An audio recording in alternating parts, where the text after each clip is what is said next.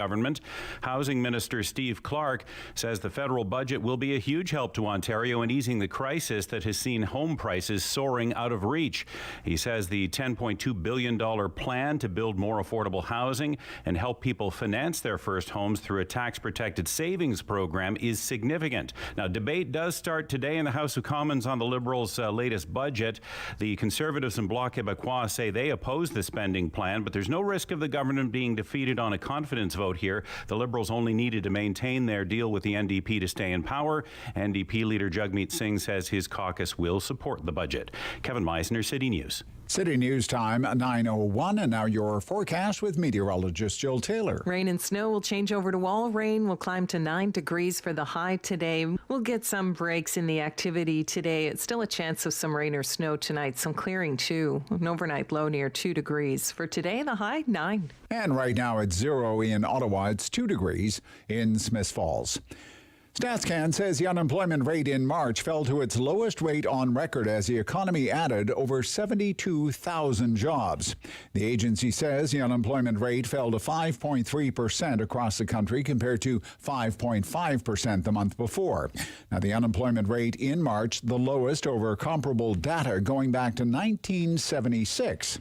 StatsCan also says the unemployment rate would have been 7.2% had it included calculations people who wanted a job but weren't looking. It's the first time that rate has fallen to a pre-pandemic level. Driving the job gains back in March, women over the age of 55 finding work and men between 25 and 54 taking jobs that were primarily part-time.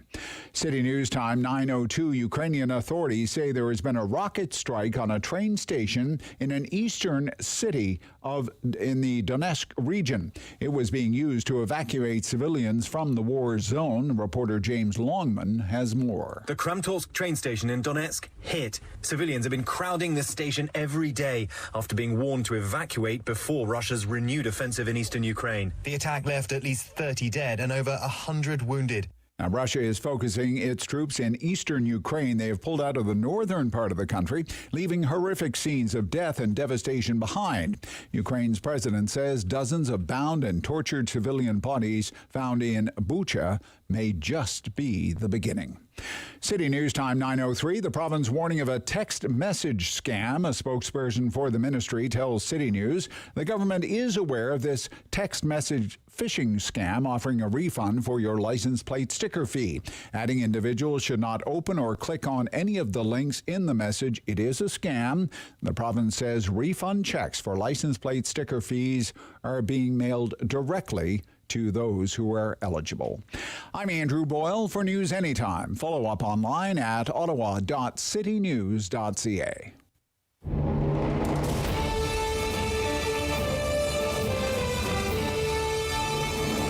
Inform your opinion. It's the Rob Snow Show on Rogers TV and City News. 101.1 FM and 1310 AM. Friday. We made it to another lovely spring day. Isn't this a lovely spring day? Last year on this day, it was 22 degrees in Ottawa. David was probably golfing. Today, not so much. Is the canal open? Good morning. Welcome to the Rob Snow Show on the City News. Great show to end the week. We are flat out until noon. Coming up, he's been minding Ottawa's business all week. Tom Korski's the managing editor of Ottawa-based Blacklock's Reporter. And you know their mission, their Blacklocks, is to keep an eye on how the federal government is spending your money. So yesterday, that's kind of like the Super Bowl for them, with Tom and his team covering the federal budget. And that's going to be a major league story for us this morning, the federal budget. I find this budget, it's very much in the tradition of Liberal federal budgets, especially under Trudeau, junior and senior. It's just a massive tax and spend budget. If you like paying higher taxes, you'll like this budget. If you like businesses paying higher taxes, you'll like this budget. If you like bigger government, well, you know, this is the budget for you. Housing is supposed to be the centerpiece of the budget. $10 billion over 5 years to build something like 20,000 housing units a year. And based on the media reporting, you would think that that's both a lot of money for a lot of housing, and really, it's neither. I'm sorry, but it's not. It's about a month's worth of building permits issued in Canada, spread out over 5 years. It's not ambitious at all. It's a drop in the bucket. But it's very much an NDP budget as well because of the new peace deal between the NDP and the Liberals. And they're going to go after the big bad banks. New tax on the big bad banks and the big bad insurance companies. And don't worry, there's no way that the banks and insurance companies, because the banks and insurance companies, what are they known for other than altruism, right? There's no way that the burden of a new 15% tax on banks and insurance companies would ever be passed on to customers of said banks and insurance companies. No. The altruistic banks and insurance companies are just going to eat that. Billions for nurses? No. Doctors? No. Are you kidding? Electric car rebates. Of course, electric car rebates. See, I'm opposed to electric car rebates. I have been since the Wynne government first started sending checks to millionaires so they could buy electric cars. And my position has not wavered. It remains the same today. And now, from what I gather, as part of this budget, the federal government plans to increase the price point for the electric cars, the price point at which people can qualify for their government rebate. Why the government has to do this is just beyond me. Almost all the automakers now are making some kind of model of either hybrid, electric, or all-out electric car. Why don't you let them compete against each other to offer discounts to the consumer? Why is it the government's job? It has never made any sense to me why, when we expect someone on, say, ODSP, for example, live on $10,000 a year, why are we cutting checks to the affluent so they can feel good about themselves by having an electric car parked in the driveway, along with their probably one or two other cars? While the working class man or woman, the working class person who can only afford a used Civic or Corolla, there's no rebate on offer for them. No. In fact, they get the treat of paying much higher gas prices, thanks in part to Mr. Trudeau's carbon tax. From a government and its cohorts in the NDP who often scream about the need for more equity. Anyway, I have a lot to say about the budget, but I have 3 hours to say it. Tom does not, and he'll join me in about 5-6 minutes' time. Also on the show this morning, Ottawa Mayor Jim Watson on the budget, especially what it means for Ottawa and the housing market here in Ottawa. But that's not all we'll get into with the mayor. Gosh, there's so much going on. There's the redevelopment plan for Lebreton Flats. Hey, stop me if you've heard that one before. Going back to 1960. The senators on Lebreton Flats. Here we go again. Not many details at that NCC meeting yesterday. And remember what former Ottawa Senators owner Bruce Firestone called the NCC? The No Commitment Club. But there are multiple bidders. Nobody knows who they are or what they have planned or pitched. All will be revealed in June. No public consultation. I hope it's a new arena for the Ottawa Senators. I really do. To me, it would right a historic wrong. But I'm going to ask the mayor about it. And the mask mandate. Calls from public health officials, calls from opposition politicians here in Ontario for a return of the mask mandate. Do Queen's Park Week in Review. That's a panel discussion with our MPPs. Steve Warne will join us, legendary sports broadcaster here in Ottawa, to talk about the Ottawa Senators, an arena on Lebreton Flats, the Toronto Blue Jays. As well, we have the home opener on the radio tonight for the Toronto Blue Jays. And we'll get into Tiger and the Masters. My gosh, the legend grows. What was it? 1 under par yesterday. 1 under par. Yesterday, 14 months after almost losing his leg after that car crash. Tiger Woods, I just looked up, tees off at 1:41 p.m. Derick Fage is well on the show today from Daytime Ottawa. And we'll do the Talkback Hour. That's coming up between 10 and 11 o'clock, an hour of opinions, an hour of phone calls, your opinions, and your topics today. Your topics today because it is the Friday free-for-all. We've been coming up with topics all week, so now it's your turn. And, just about anything goes during the Friday free-for-all. We're usually cool with getting into, just about anything. It doesn't have to be about some kind of major league breaking news story. It can be about a minor pet peeve. Whatever you want to talk about. Our phone number is 750-1310, 750-1310, 613-750-1310. It is always an adventure in talk radio, and it begins right now on The Rob Snow Show on City News.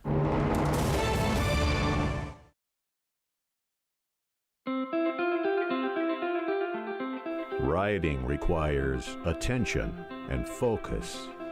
No distractions, no moment of unawareness, because one brief moment can cost a lifetime of other moments. Everyone deserves to arrive home.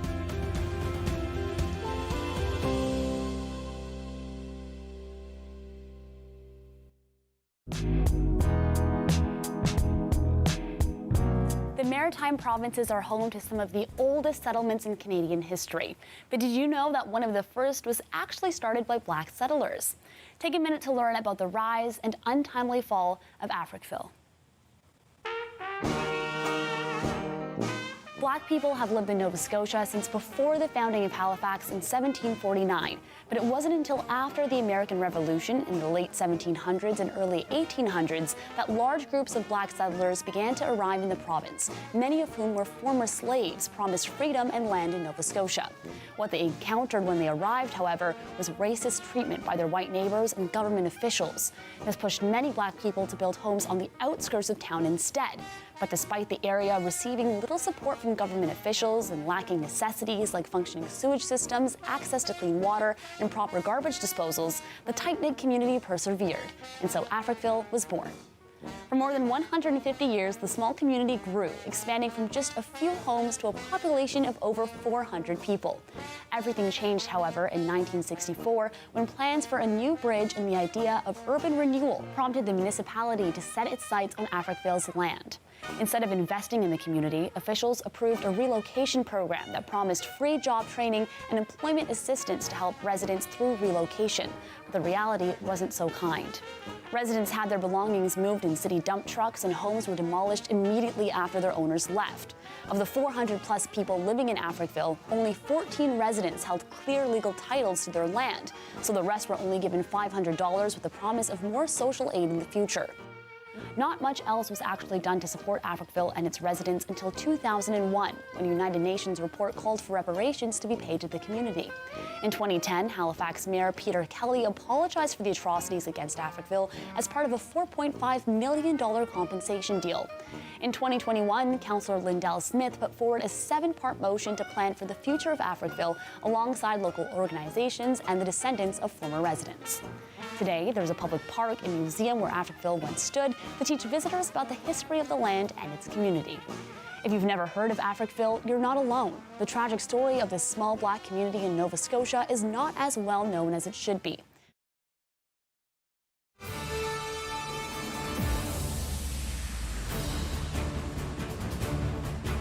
The opinionated Ottawa icon The Rob Snow Show returns on Rogers TV and City News. 101.1 FM and 1310 AM. He's been minding Ottawa's business all week. Tom Korski is the managing editor of Blacklock's Reporter. Good morning. Hi, Rob. How are you? I'm well, and you? Good, good. Good week? Yeah, it's a beautiful day today. Yeah, great looking spring day. I love to see that. Thank God for that climate plan that we have. Look. So look, for a news organization that focuses so much on minding Ottawa's business, what's budget day like for the team at Blacklock's reporter? Is it like Christmas and the Super Bowl? Well, it's kind of like Christmas and the crashing of the Hindenburg all at the same time. It's sort of, you go through a range of emotions over the course of a day. Sometimes people utter expletives. It has been known to happen. Right. Actually, no one enjoys budget day. You know what's the best day? Is when they actually drop the budget bills. That's where the jam and cookies are. Believe it or not. Okay. Yeah, okay. Budget day. Budget day's overrated. It's the Punch and Judy show. That's just a theater. Yeah. Okay. Were you in the lockup? We try to avoid that. Oh, really? You don't go to the lockup? No, you can get the documents on an embargoed basis without being. It's like a hostage taking. You're stuck in this room for 8 hours. You have to wear a mask. What's that? I know. I've been there. That's terrible. It is. You know what? There's a certain schmooze element too, though, to being in the lockup, right? It's kind of like a place to see and be seen. Like you're important. You're in the. Well, if you're like hanging with those people, Rob. And you being the social animal that you are. This is it. Right. Yeah. Okay. So look, we for our discussion. Because Blacklock's for subscribers is all over the budget today. Particular emphasis on three things for us this morning here. Housing, some of the new tax measures, and electric cars. Tell us about the housing plan. What do they have planned for housing here? Well, they do have, there is one neat program, and it's like an RSP for first-time home buyers, tax-free home savings account. So these are people, you're a young couple, you're saving for a house anyway. You can make a deposit into one of these registered accounts up to $8,000 a year. You get the tax credit, just like you would for an RSP contribution, up to a maximum $8,000 contribution annually. And then the day comes you can apply it to a down payment. Well, who's going to turn that down? Right. I mean, that's a great deal. You say, why didn't we have that in 1975, right? I mean, it's a great idea. That is a good idea, yeah. The overall program, though, on housing, talk about big wind, no rain. What does the superintendent of banking say? He says we build about 200,000 new houses every year in this country, right from coast to coast. Problem, we need about 250,000. We're 40 to 50,000 short. By the Fed's estimate, their multi-billion-dollar housing program is going to create another 20,000 new homes every year. If it works. If on their best day, they're short by half. And that's sort of the hallmark of this budget. It sounds really, really good until you open up the box. Well, see, you're so right. It sounds big. It sounds expensive. And it's in terms of housing and the size of the housing market, it's really neither. And when you take a good long look at it, it's kind of wholly inadequate. I just looked at yesterday, for example, I looked at the last report from StatsCan on building permits. You don't build a house without having a building permit from a municipality. And StatsCan releases a report every month. This is the value of building permits issued by municipalities. And in the month of February, which is the last report that's available, it was $12 billion worth. $12 billion worth of building permits for 26,000 housing units in a month, the shortest month of the year, the month of February. So this idea, we're going to spend $10 billion, and the actual number on residential construction is actually $4 billion over 5 years, which is $800 million a year to build 20,000. It sounds ambitious, but it's really not. It's really not. It is slim pickings. You know why it got also confusing for instance, CMHC, the Federal Mortgage Insurer. They're really in the home promotion business. This is why Parliament created it after the war. Yep. They talk about climate change. They don't want new suburbs. They don't want development. Because they got confused about their mandate. A lot of confusion. They started to talk about climate change. That's the problem. So when you say, well, we don't want sprawl because we don't want people driving to a home with a yard where they can raise their children, climate. Well, that's great. So now you have a permanent shortfall in new construction, that does not meet the demand of young people coming up and immigrants moving in, to the point where the banking superintendent says, you guys have a problem that is so bad, you have to get on it. And you are correct. The math doesn't add up. This budget doesn't get on it. Yeah, and I mean, this is what they're dealing with in Toronto. Okay, you want to limit sprawl for the city of Toronto. Okay, I'll move to Guelph, or I move to Kitchener, I move to Hamilton, and I'll commute to Toronto on one of your GO trains. It's just, the whole term, drive till you qualify. And we're starting to see that here. Our city council in Ottawa, well, we don't want to expand the urban boundary. Like, the urban boundary matters, okay? If okay, restrain the urban boundary. I'll move to Renfrew. I'll move to Almont. I'll move to Smiths Falls or whatever and drive to Ottawa. Exactly. So we're seeing this already. Anyway, not to get too off track. What are they doing when going after the house flippers? Remember, house flippers used to be hot reality TV. Not so much anymore. Now they're the scum of the earth, according to the budget documents.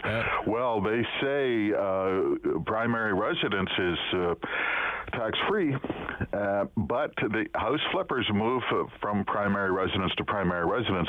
The Department of Finance says, now they're going to have to draft a bill. This is why we say that the jam and cookies is always in the actual legislation. But the promise is, if you sell property within a year of purchase, and it does not involve unemployment, death, divorce, the other everyday sparks that fly up in life, then you will be taxed as business income on your net gains from that sale. It sounds great. What's the total proceeds? I hope you're sitting down for this, Rob. It's $15 million a year, coast to coast. Wow. That's nothing. No, that's not much. No. So that's really a bumper sticker. Plus, they're going after house flippers, but it appears that house flippers are not really the reason why there's a permanent shortage of housing in market demand. And okay, I'm not allowed to sell it within 12 months. Maybe I'll just wait until the 13th month. Well, there is that. And then I'm not a flipper anymore. You could wait till day 366, exactly. Yeah, right. Yeah, okay. There is the NDP Liberal Peace Accord, and as part of that, that's where this, let's go after the banks. The banks are so bad. Let's go after the big financial services companies and their windfall profits. So what's being proposed in the budget? Well, they're looking at a permanent increase in the bank tax. This is on banks and insurers, so from 15 to 16.5%. That would make them the most heavily taxed corporations in the country. Wow. It's still a fraction of what the corporate tax was in 1970. It's still not high. And a one-time profits tax on net taxable income over $1 billion. That would be about 30%. Their total take in a year would be $1.1 billion. What's interesting, though, is they want to go after the 1%ers. And this cabinet has always had a thing, those people with their 1%ers. Yeah. And they talk for the first time about a minimum tax on people with taxable income over $400,000. By the way, it turns out there really aren't that many people like that in Canada. No kidding. When you look at, we are actually a nation of shopkeepers, proudly so. There's not that many plutocrats and billionaires in Canada. And the tax take from the soak the rich taxes is always surprisingly low. But they talk about a minimum tax if you make over $400,000. Oh, they are looking for you, Rob. Yes, over $400,000, they want you. 400,000. That puts you in the 1%. Yes, it does. And that's per individual. It's not household, right? It's per individual. That is per individual. Yeah, Details pending. Yeah, the problem is if you make that much money, you can hire a pretty good accountant. I suppose. Yeah, pretty good. I should hope so. Okay, so that's good. On the we've covered some of the spending and the taxing of the tax and spend budget. In total, I've read that it's something like $12 billion overall in climate initiatives. So that's really a major focus for the government, of course, fighting climate change, cutting our greenhouse gas emissions somehow by 45% in just the next 8 years, and then getting to net zero by 2050, while at the same time, curiously enough, this week approving offshore oil projects for Newfoundland and Labrador. But nevertheless, I digress. What does the budget say about electric car rebates? Yeah, they will go on. Very expensive program, over $1.5 billion. And it's interesting, their in-house polling says Canadians are not sold on this for obvious reasons. A Tesla costs about the price of 2 minivans. So car buyers can do the arithmetic, and a $5,000 rebate doesn't bridge that gap. They will perpetuate the rebates at least until 2025, but it's not an inexpensive program. And Privy Council focus groups, this is the polling that the government looks at. Canadians tell them, you know what, this cost worries us. So it's a $5,000 rebate extended out to 2025, and it will cost $1.7 billion. That's not a year, is it? Is that over? That's a cumulative cost. That's cumulative cost. But you're still looking at, it's a $5,000 rebate on a luxury car. And the research shows people are going to buy a Tesla, They're going to buy a Tesla anyway. Yeah, exactly. For any number of reasons. It may not have anything to do with the climate. It may have, they want to be a do-gooder. It may be because of the price of gas. It may be a status symbol. Right? They want to drive to their accountant to see how they can avoid that top tax. Yeah, avoid the $400,000 wealth tax. That's right. Yeah. Okay. Look, great stuff.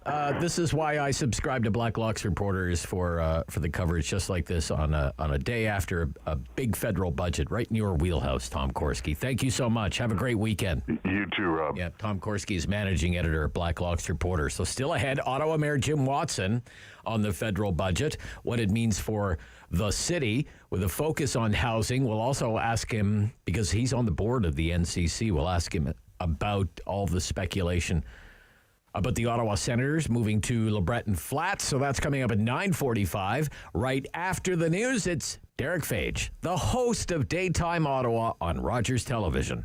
This is the Rob Snow Show on the City News.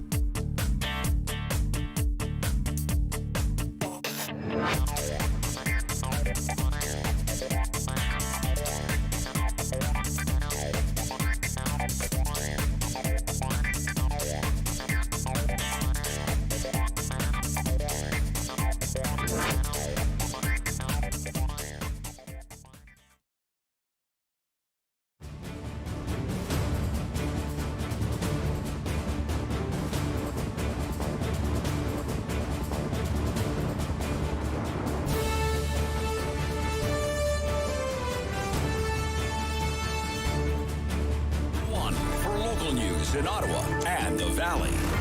This is City News, now on 101.1 FM and 1310 AM. It's Friday, April 8th. Good morning. I'm Andrew Boyle. Right now, 1 degree in Ottawa and Smiths Falls. It's 2. Here's what's making news this hour. Ottawa's mayor calls the federal budget a good start, at least when it comes to housing. Up to 1,300 new units could be built in Ottawa using what was called for in the federal budget. Now more with the mayor coming up very shortly on the Rob Snow Show. Canada's economy just kept cruising along, the lowest unemployment rate since 1976. StatsCan says the country added 72,500 jobs last month. Driving that job growth, women over the age of 55. A throwback to Soviet-era defense. Slovakia has donated the air defense system that was from that time to Ukraine to close the skies over the country to Russian warplanes and missiles. Now, that promise was made after a visit to Kyiv of top European officials. The promise also comes on the day Russian rockets targeted a Ukraine train station in the eastern end of that country. It was packed with people who were trying to escape. At least 30 deaths and over 100 injuries blamed on that attack. City News Time, 9:31. I'm Andrew Boyle. For News Anytime, follow up online at ottawa.citynews.ca. Strong voice. Strong opinions. The Rob Snow Show returns on Rogers TV and City News. 101.1 FM and 1310 AM. Derick Fage is the host of Daytime Ottawa on Rogers Television. One of our regular Friday contributors. He's back with us this morning. Good morning. Good morning, Rob. How are you today? Good. I'm loving the weather. I'm loving the weather. Yeah. I'm glad I don't have the snow tires off yet. I'm glad I don't have the snow tires. Same here. Same here. Yeah, typical spring day here in Ottawa. Yeah. It was 22 degrees this time last year. I know. We were all bringing out our patio furniture, and probably in 2 days we were all bringing it back in. I know. Yeah, there'd be. Yeah. Like, I hope this doesn't jinx things. I'm putting my patio furniture up this morning. I had to go look for the snow brush for my car, so it's like, oh my God. Anyway, how was your week? Good week? Great. Yeah, it's been a good week. Some Easter stuff. Oh, really? Okay. Decor, a lot of festivals. Ottawa Fringe Festival has their undercurrents coming up. Ottawa Grassroots Festival and Art Festival. The Canadian Tulip Festival coming up as well. Okay. Lots of local music. Tax season we talked about. Hey, don't forget, everybody. Yeah. Your taxes are due April 30th. Even, by the way, and, this is always a great reminder, even if, you're self-employed and you think that, I have until June 15th. Well, if you owe, you still have to pay by April 30th. So don't be fooled out there, everybody. And then, talk a little Blue Jays baseball. We're going to talk a bit about that. But Shai Davidi from Sportsnet joining us on the show today on Daytime. So looking forward to that. Oh, he's on today. Okay. Yeah. Okay. Yeah. Good for you. Well, why don't we just jump right into that? Because we have the game tonight here on City News. We have the games on the radio, right? So that's good. And the home opener is the season opener. It's at Rogers Centre. I'm old enough, I still call it Skydome, but I know I'm not supposed to do that. I'm not supposed to do that. But I'm excited. This was my Snow and 60 commentary this morning, actually. It was about the Blue Jays. I admit it. I'm kind of a fair weather fan. I'm really into the Blue Jays. I totally jump on the bandwagon when they're playing well, and when they're not, I could get run over by the bandwagon. So it's just kind of the way I am. But because I don't come by being a Blue Jays fan naturally. I actually grew up an Expos fan. So I think many of us did in Canada, right? Yeah, for sure. Yeah, I'm like you. I'm a bit of a fair weather fan. Admittedly, the last 2 years, I've actually caught quite a few games just because it's such a young, exciting team. I mean, last year was pretty exciting. One game out of making the playoffs, and then some great additions in the off season this year. You've got National League Cy Young finalist Kevin Gossman coming in, and Golden Glove third baseman Matt Chapman, and then those young guys, right? Guerrero Jr., Bo Bichette, Uriel Jr. as well. So,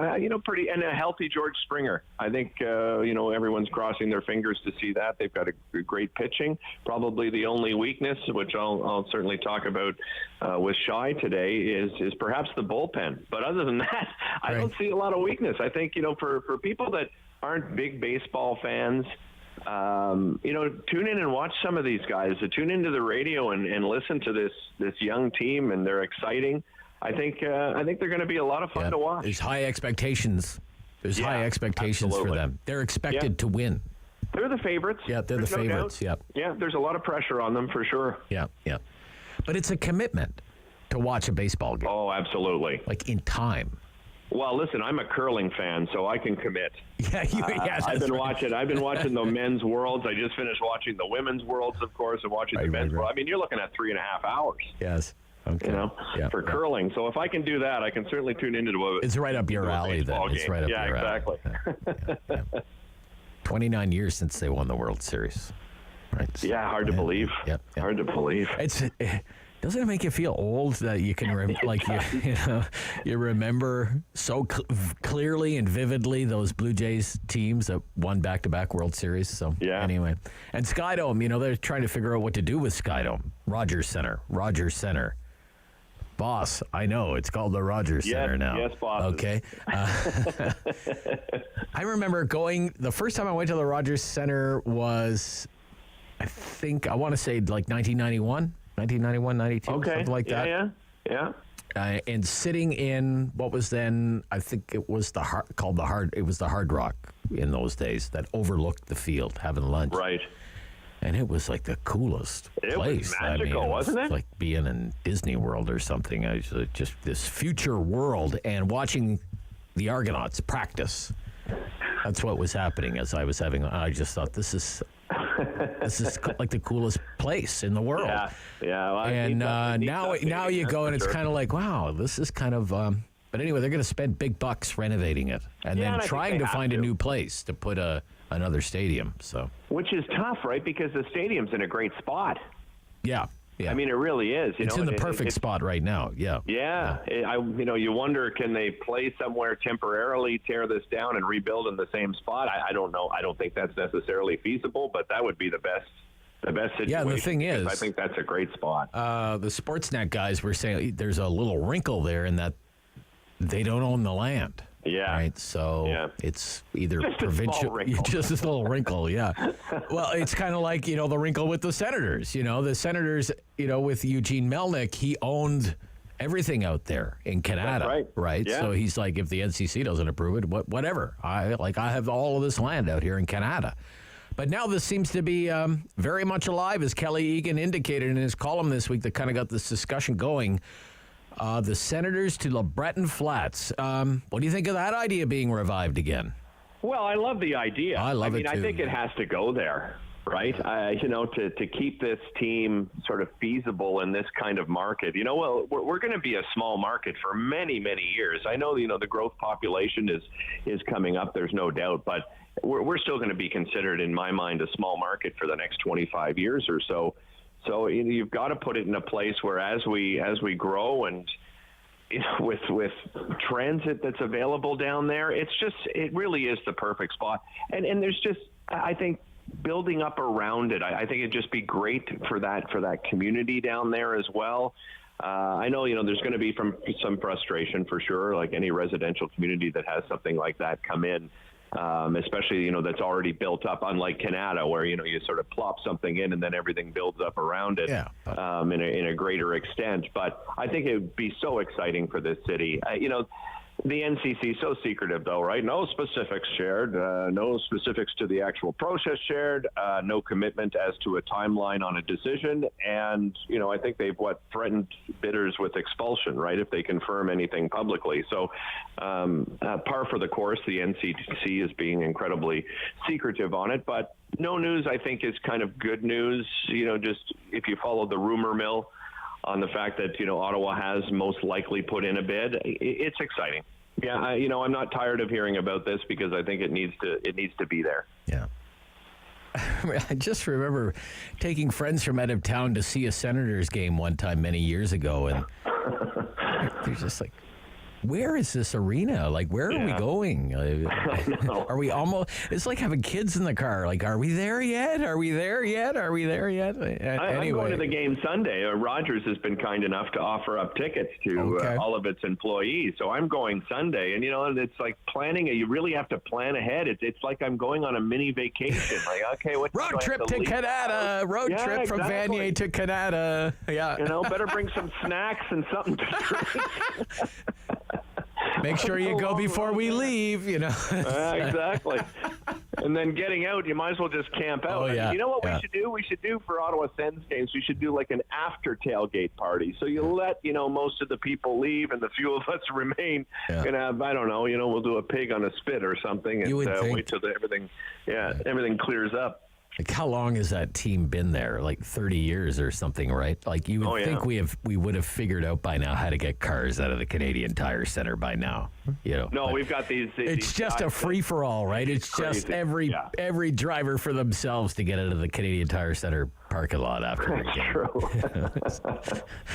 Anyway, maybe if we brought LRT there, it would work. I don't know, just an idea. I'm floating. But well, that's part of what makes it so compelling to have it on the flats. You have, we spent a lot of money on light rail already. You got 2 stations right there. Yeah. You have to. I think about the whole development. If say from Bronson, like westward over to Preston Street, where Zibi is being developed, and that's an incredible development. Oh, it's amazing. I mean, if you have a new library, you'd have the new arena, you have Zibi. I mean, 10 years from now, you might not even recognize that. All served by light rail. I mean, it's and I think it could be a real destination spot as well, depending on what else they put down there, right? I mean, that would be exciting to me, where you could go to the game, much like the Red Black sort of style, where you could go before the game and get together with people and socialize, have some fun, and then after the game you sort of spill out and there's restaurants and pubs to go and visit, maybe some local retail to stop by before the game. I don't know. I think it could be really exciting. I hope they don't screw it up. Okay. So we just had Tom Korski on from Blacklock's reporter, who says it's $5,000. It's $5,000 is the rebate on the electric vehicle. And right now the maximum MSRP or the sticker price is $55,000, up to $55,000 for the electric vehicle to qualify for the rebate. But there are other reports that suggest they may increase that MSRP because they're going to come out with, the F-150 is going to be electric. They got the Hummer coming out, right? I guess they're looking at including vans, trucks, SUVs, that sort of vehicles that cost more than $55,000. Now I don't know if $5,000 is going to make much of a difference, but should we be doing it at all? It's a hard pass for me, but. Well, because you're doing it to people that can afford it, and those people are, rather wealthy. Not available still for used electric vehicles. I mean, if you want people to get in on the ground level, that's I think where you need some incentives. Because someone like myself, I cannot afford a brand new vehicle, let alone an electric vehicle, a vehicle in general, a gasoline powered vehicle. I'm very reasonable when it comes to a vehicle. I want it to A to B and it to be reliable and low maintenance. These things, I mean, I don't even know, where do you take them? You can't take them to your local mechanic, Rob, right? To get, some repairs and maintenance done. I'm just thinking about my guy, Danny, that here in Vanier that I go to, so incredibly affordable compared to dealerships in some of the bigger places. He won't be able to service me. So now I've got to go to a dealer, which seems to be about 25% more the cost. I just think everything involved in this so far is completely unattractive to somebody that isn't relatively wealthy. I mean, $55,000, and that by the way, that doesn't include the taxes at any environmental fees I'm sure that are attached to that as well because of the batteries that have to be disposed of later on. As there's all those things to consider too. Okay. Got to wrap it up there. Ottawa Mayor Jim Watson standing by. You have yourself a tremendous weekend, Derick Fage. Thanks, you too, Rob. Talk to you later. It's a pleasure. The host of Daytime Ottawa, Derick Fage, Ottawa Mayor Jim Watson, coming up next on City News.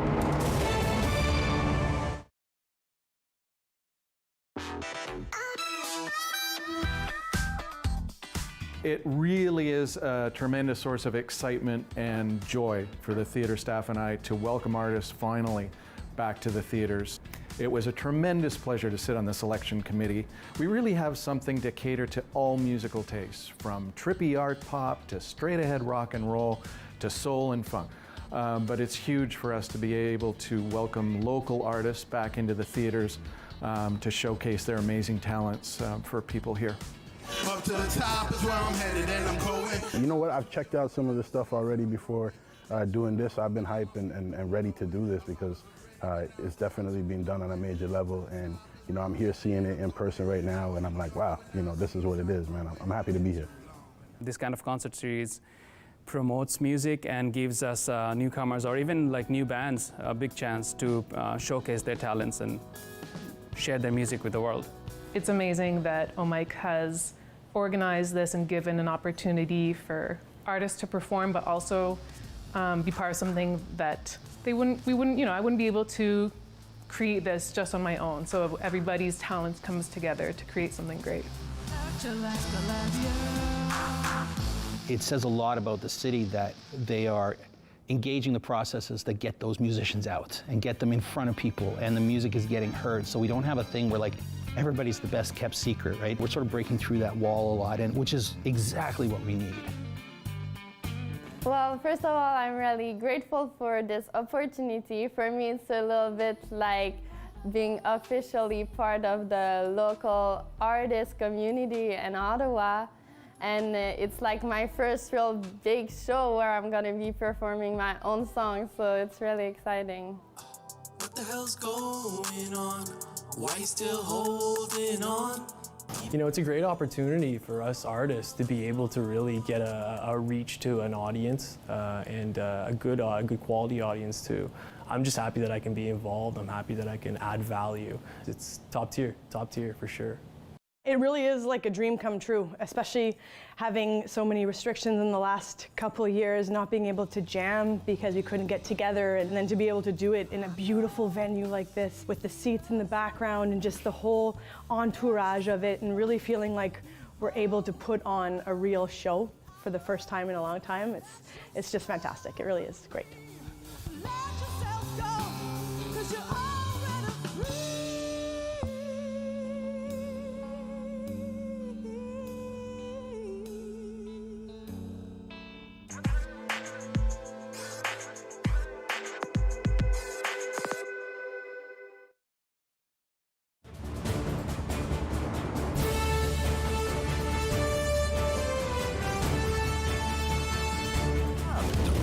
Show returns on Rogers TV and City News, 101.1 FM and 1310 AM. And let's say happy Friday, happy day after Federal Budget Day to Ottawa Mayor Jim Watson. Good morning, Mr. Mayor. Good morning, Rob. How are you doing? I'm good. How are you?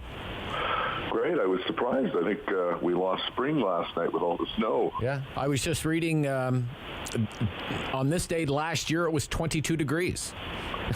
I know. I tell people that, as a skier, I love snow, but as a mayor, I hate it because it costs a lot of money to salt and sand and remove it. So I think this will melt on its own, so we don't have to send out too many crews. Yeah. All right. Let's get just your general reaction to the federal budget. What does it mean for our city? Well, I was glad there was a specific emphasis on housing. As you know, Rob, we, like every other major city in Canada, is facing a housing crisis. Not enough housing, not enough affordable housing, people spending too much of their basic income on rent. So, people are calling this a housing budget, and there'll always be critics, and it's never enough and so on. But I think it's a good start.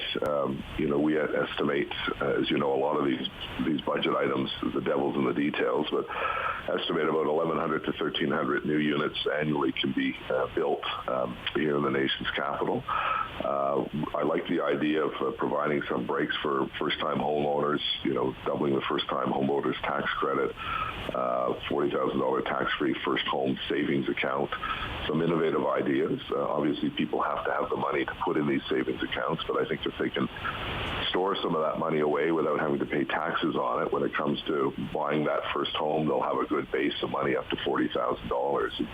I remember the only reason I was able to afford a home when I bought one many years ago was a great aunt passed away and left me $40,000, and that was my first my down payment, because at that point I was just out of school, wasn't really thinking about buying a house. Yeah, I wanted to kind of ask you about about that. What kind of drives your thinking as mayor? And I was thinking, I remember you used to have a place down in Old Ottawa South many years ago, and not far from Sunnyside, that area. We don't want Ottawa to become a city that's just for the affluent in terms of housing, but a lot of people are afraid. I'm afraid that that's the way it's heading. We don't want this Toronto situation where they have this term drive till you qualify. Right.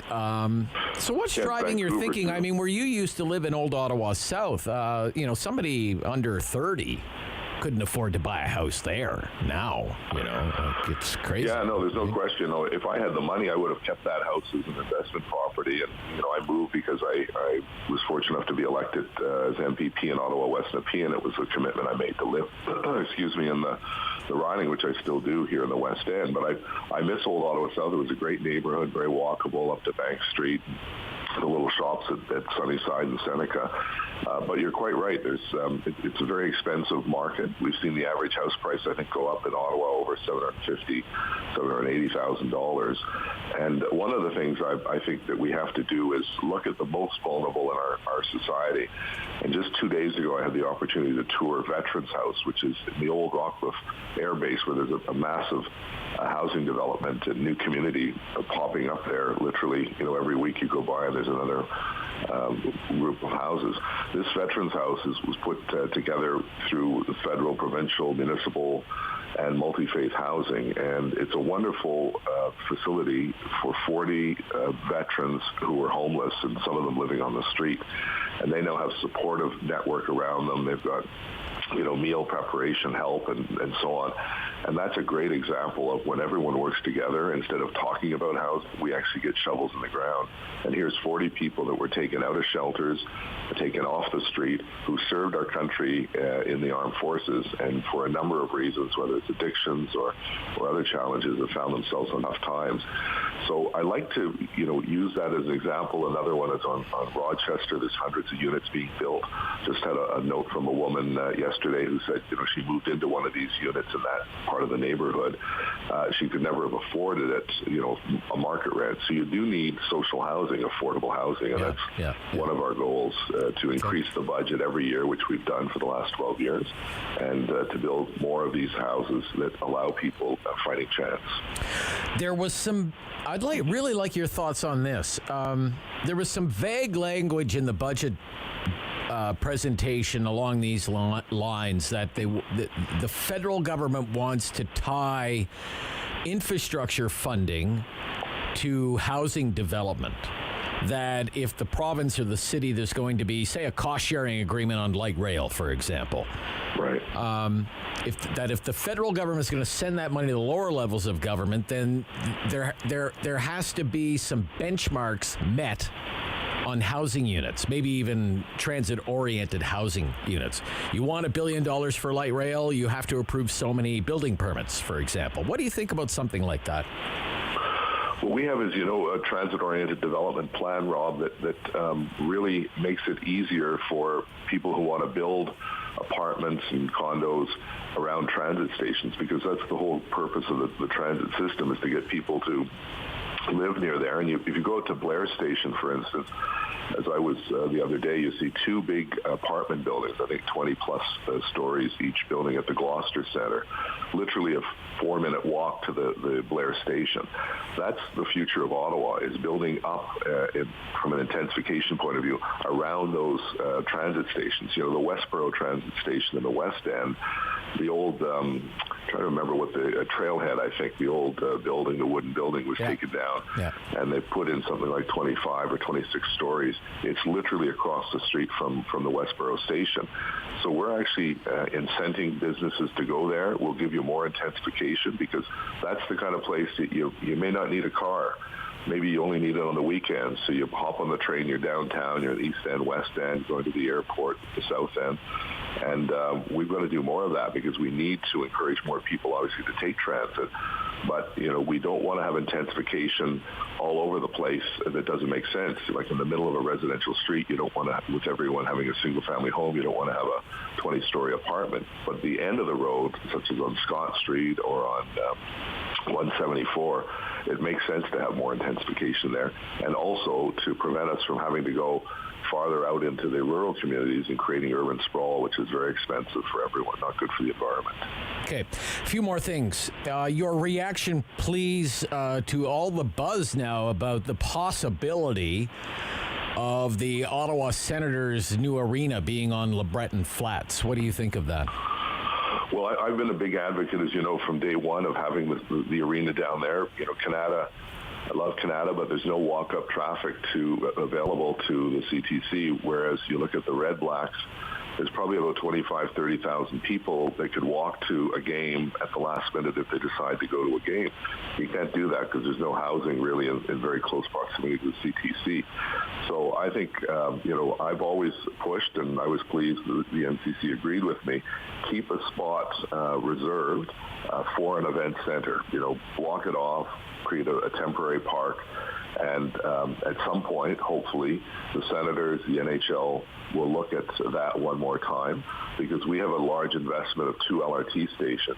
It just makes it so much easier to get to the games. You know what it's like going on a Friday night in a snowstorm. Yeah, it's terrible. At rush hour getting up to the CTC. It's a challenge. But you've also been clear in the past, the city has no money for any of this. I mean, it's not city land anyway, but the city would have a role. Surely it would have a role to play in the development process somehow, right? Yeah, no, they would have to go through the same process of site plan and application and so on, and we would obviously look at that, and that's the kind of project, because it has such a large economic impact, we would, give it almost what we call concierge service to really get the thing going. But you're quite right, I don't support tax dollars going into to arenas and such. You look at Quebec City, I don't know what their arrangement was, but I know Pellado put a fair amount of private money in, but I don't support tax dollars into the proposal. Having said that, no one knows, I think, until June exactly who's bidding and what the bids are, and obviously with the death of Mr. Melnick, that poses other challenges in terms of the ownership structure of the team. But at the end of the day, it makes great sense, just like almost every other arena in North America, to have it in the downtown core, connect it really nicely to transit. Okay, finally, Mr. Mayor, COVID on the rise. Calls for the return of the mask mandate, for example. The Ontario Liberal leader made that plea yesterday. What do you think the city should do here? Well, one of the things that we were concerned about, obviously, is in a couple of weeks, the mask mandate from the province on transit stops. I think that should continue. That's a municipal responsibility. We're looking at seeing what we can do, for instance, to encourage people to continue wearing their masks after the end of this month in transit. The ridership's starting to go back up. You have crowded buses, crowded trains, and we're seeing some of the worst numbers in the sixth wave than we have since the beginning of COVID. So I think there's a sense of complacency that people are sort of figuring, hey, we've beat this. We haven't. We're still in the midst of it. And I very much support the letter that the presidents of hospitals and our medical officers of health from Eastern Ontario issued yesterday. We've got to take this much more seriously, because the last thing we need is to go back to a lockdown. So if we can prevent a lockdown by having masks on buses and trains as a starting point, I've noticed just when I go out to the Loblaws or the shoppers, most people actually are wearing masks. You see very few because the employees are wearing it and so on. But we can't let our guard down, because this thing is getting worse, not better. But you must be happy to get out meeting people again. You're such a social animal, you. So yeah, I am. I gave 2 speeches last night. One to a Progressive Muslim Association, the other to the heavy construction workers or construction industry. It's great to see people in person. It's been frustrating because everything's on Zoom, or you're doing video messages and so on. You don't have that feedback from people. So, I'm very happy to be out, but I also am cautious about making sure I wear my mask wherever possible. Okay. Enjoy your weekend, Mr. Mayor. Thank you. You too, Rob. Take care. Bye-bye.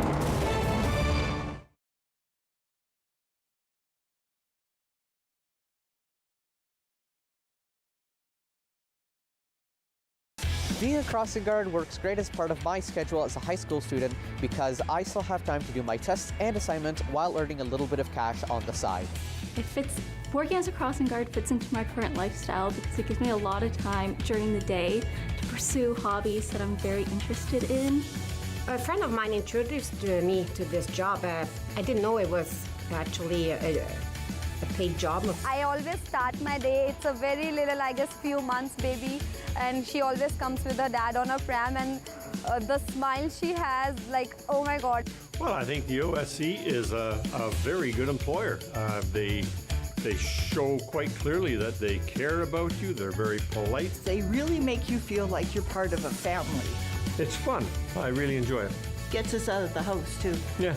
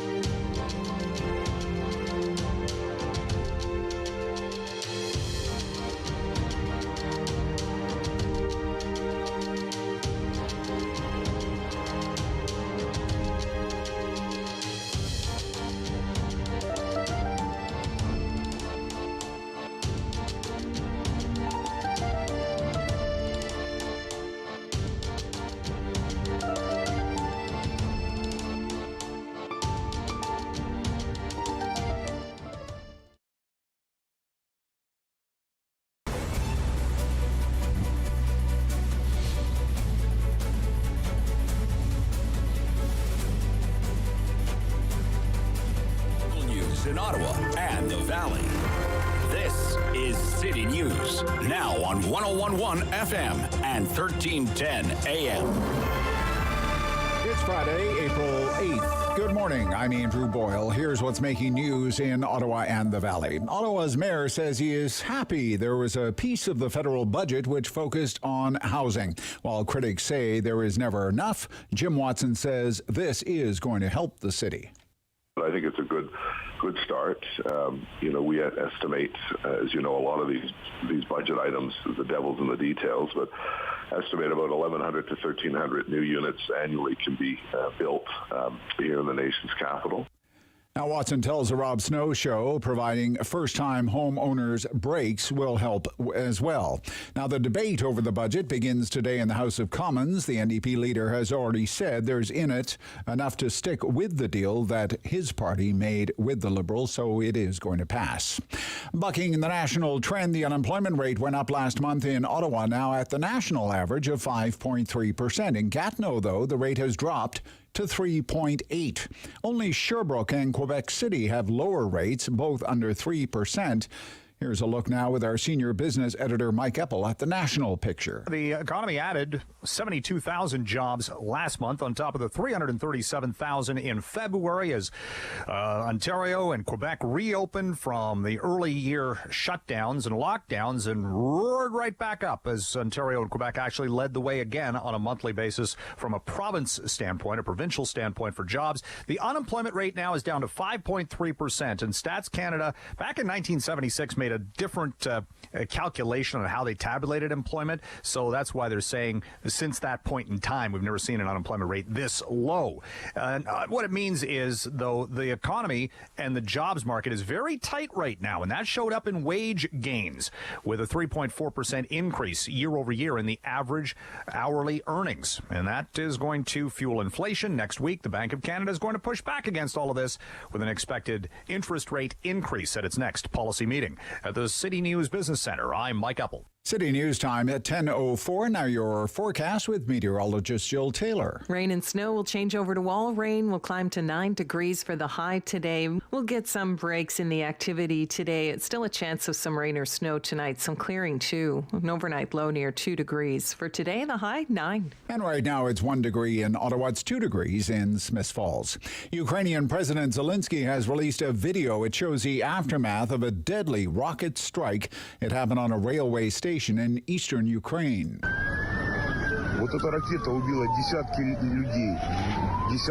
As the footage shows a close-up of what is said to be a rocket shell on the ground, a Ukrainian whose name is not known says in Russian, the rocket has killed dozens and has injured dozens. The inscription on it says, "For the children." Writing on social media platforms, Zelensky says thousands of people were present in the station at the time of the strike.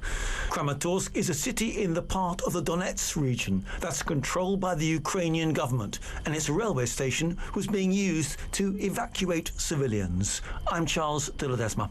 Now, what could have prevented those missiles from striking a Soviet-era air defense system, Slovakia has now promised to Ukraine. The promise was made today after several EU officials went to Kyiv to meet with the Ukrainian president. And perhaps Ukraine's best-known football club, Shakhtar Donetsk, will play a series of charity games on a government-backed tour trying to raise money for the country's military. The tour actually begins on Saturday against the Greek league leaders, Olympiacos. I'm Andrew Boyle for News Anytime. Follow up online at ottawa.citynews.ca. Talk back. Hello. On the Rob Snow Show. The phone lines are open at 613-750-1310. Now, the Rob Snow Show continues. With Friday free-for-all. Talk back hour. And that's our favorite hour of the week around here. We don't come up with the topics. We've been doing that all week. So today, it's your turn. You come up with some topics. We'll beat stuff around. We'll just do our best to roll with it. Every line available right now, 750-1310, 750-1310, 613-750-1310. Been another busy news week. Lots of big stories. Federal budget dropped yesterday. I may have some more to say about this throughout the hour, but for the most part, it's I guess you could say it's not being universally panned in the news media this morning, you know. For some people who are more right of center, I think they're looking at this budget and they're saying, could have been worse, I guess. And there are people on the left that I'm sure they're thinking, well, I guess there's enough there to satisfy me, but it could have been better. But it's just kind of weird to hear the finance minister, go on and on and on, and then on some more about how great the economy is doing, and then throw another $56 billion at the economy, in new spending. And some of the measures seem to work as opposing forces, especially on the housing side, and I may elaborate on that, but I have to say, there wasn't much listener interest in the federal budget on Monday. When I first raised this as a topic, it was like pulling hen's teeth to try and get a phone call on it. And in some ways, I guess that, it reveals a disconnect between the news media and our listeners or viewers or readers. And I think it's a trap that I fall into every year I as a member of the news media. We really, really, really, really, really think you care about the budget. Right down to the minutia. Most people don't care about the federal budget. And whatever the government is planning to spend, I think most people think it is of no consequence to me, whatever the government plans to do with my money. But if you happen to be paying attention to the budget and care to comment on it, by all means, the floor is yours. 750-1310, 750-1310, 613-750-1310, or anything else for that matter. It's the Friday free-for-all talkback hour. Also in the mix, right? COVID-19 in a big, big way. In particular, of course, sixth wave return of public health restrictions. Just heard the mayor comment on that, saying the provincial mask mandate for public transit is supposed to end. When did he say? Did you happen to catch the date when that's supposed to end? Let's try and nail down that date. Whatever. When it ends, the provincial mask mandate for public transit, the mayor doesn't want it to end. He wants the municipal officials to do their thing and continue with the mask mandate on public transit. But for 2 solid days, we took phone calls from people about COVID-19 in the current environment, people who had COVID-19 or know someone who has had COVID-19. I know lots of people right now have COVID-19 or have had it in the last 2 weeks because COVID is everywhere right now. And I think there is a legitimate concern, once more, about what it could do to an already overburdened healthcare system. And we had a great conversation yesterday with Robin Doolittle from the Globe and Mail about her and her colleagues' long piece in the Globe and Mail about capacity and the lack of capacity in the healthcare system, and how, yeah, that's a problem, but it's not a new problem.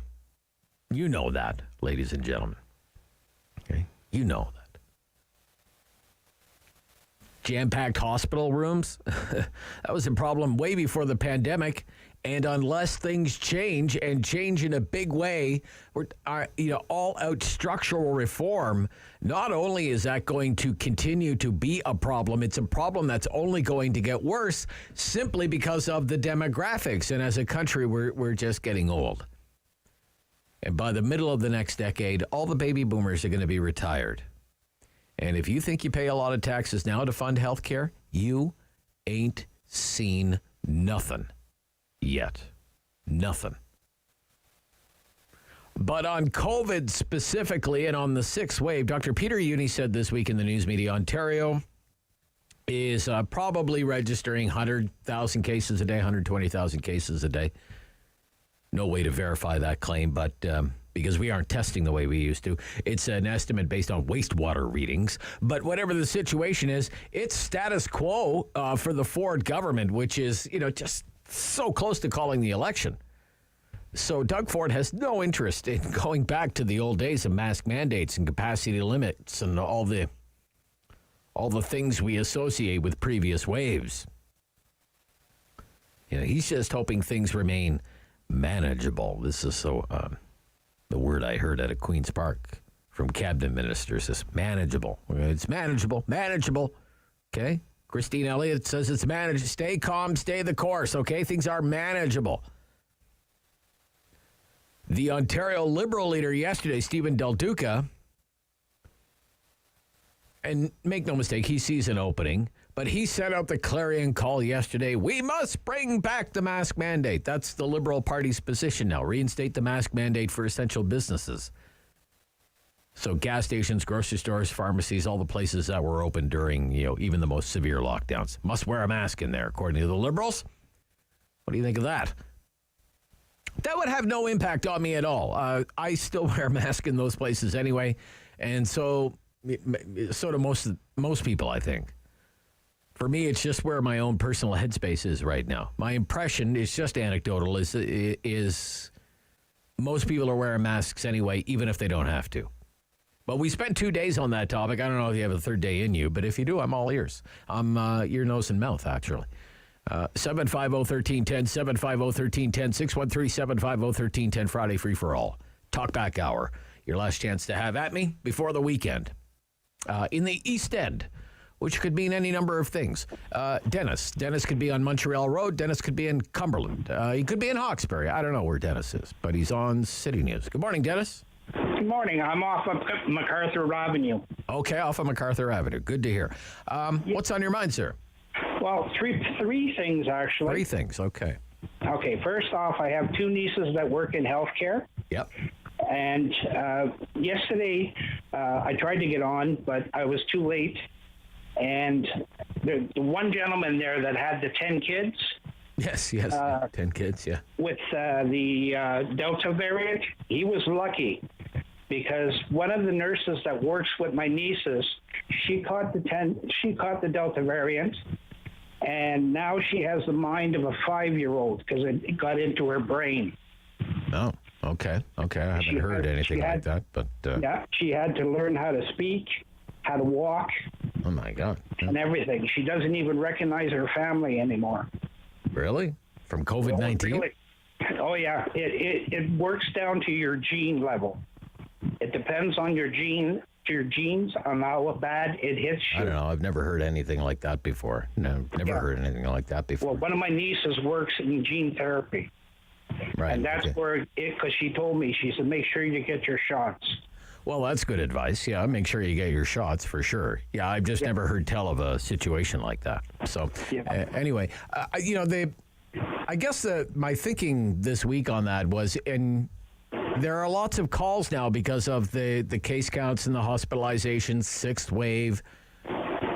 Lots of calls for people to have mask mandates again, mandated to wear masks. I don't know. I think that's personal preference. Personal preference. Okay. Yeah. Me, myself, I wear my mask. And so does my wife. We both do. Because I'm immune compromised. Right. So I wear it. Okay. All right. If somebody else doesn't want to, that's their problem. Now, as far as the guy there, too, that called in and said, about obese people, that guy should pull his pants down because we couldn't hear what he was saying. He was talking out of his back. All right. You don't have to be crude, Dennis. Come on. Don't be crude. All right. Gail, Portland. Come on. It's the public airwaves. You can't talk like that. Come on. Gail. Yes. Hi, Gail. Hi. Hi. One comment I'd like to make right first off about essential people. You talk about essential workers. Yeah. And we're essential in the private sector until we want something. And then we become very easily replaced and obsolete. Okay. The budget. Would you say you are an essential worker? Are you an essential worker? I grow your food and I deliver it.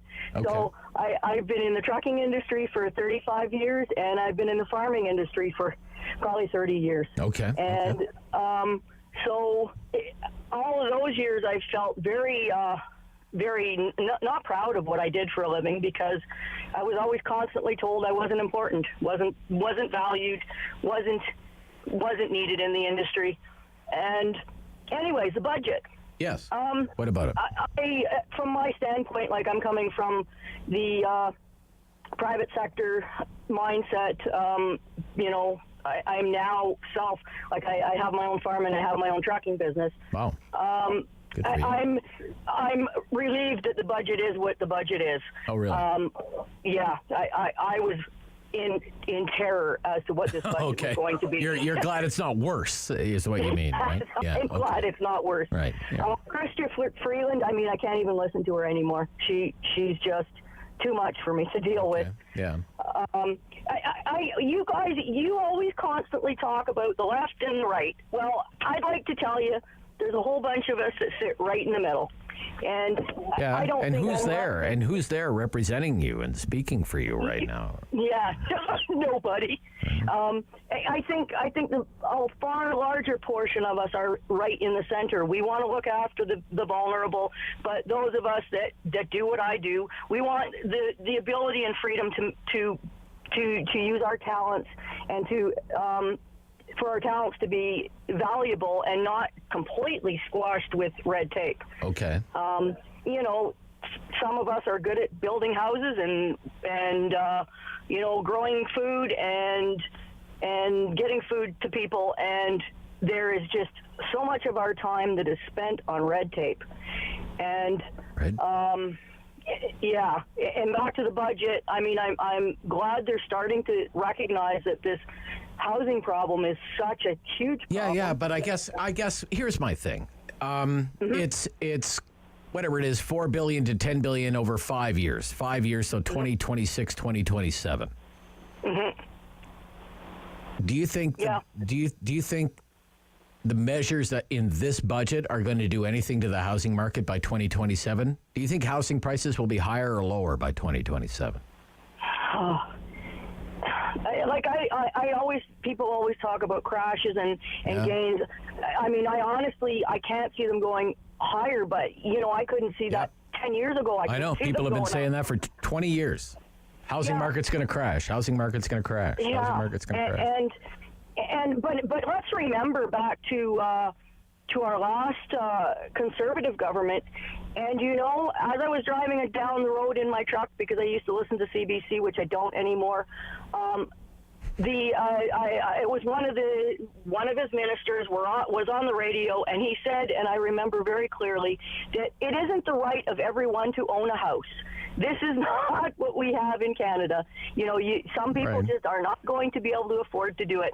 And it was back then that we started to see this difficulty.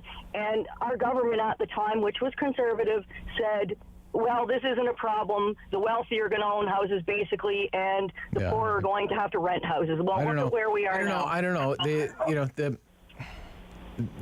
Maybe the government should kind of stay out of housing a little bit. If anything is going to cool the housing market, it's going to be the Bank of Canada and higher interest rates, don't you think? Don't you think? With that. Yeah. Okay, Gail. Yeah. Look, I got to run. I'm really proud of you, though. I'm glad of the work that you're doing. It sounds like a real success story, self-made success story that you have there. Congratulations. Okay. Thank you. Yep. All right, 10:20. Rob Snow Show Talkback Hour. This is City News.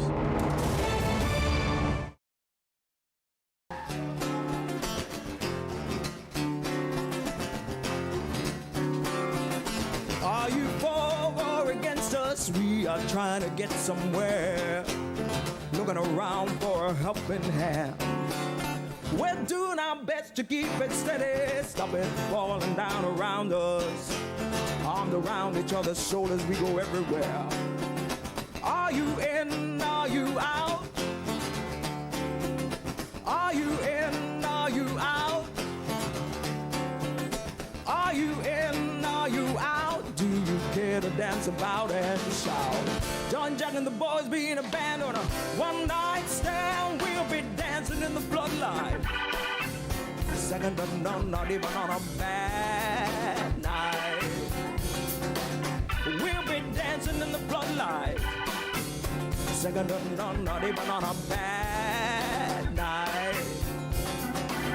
We'll succeed where others failed and stay together many years and watch us take the world by storm. Are you in? Are you out? Do you care to dance about and shout? John Jack and the boys being a band on a one-night stand. We'll be dancing in the floodlight. Second to none, not even on a bad night. We'll be dancing in the floodlight. Second to none, not even on a bad night. Are you for or against us? We are trying to get somewhere. Looking around for a helping hand. We're doing our best to keep it steady. Stop it falling down around us. Arms around each other's shoulders, we go everywhere. Are you in? Are you out? Are you in? Are you out? Are you in? Are you out? Do you care to dance about and shout? John Jack and the boys being a band on a one-night stand.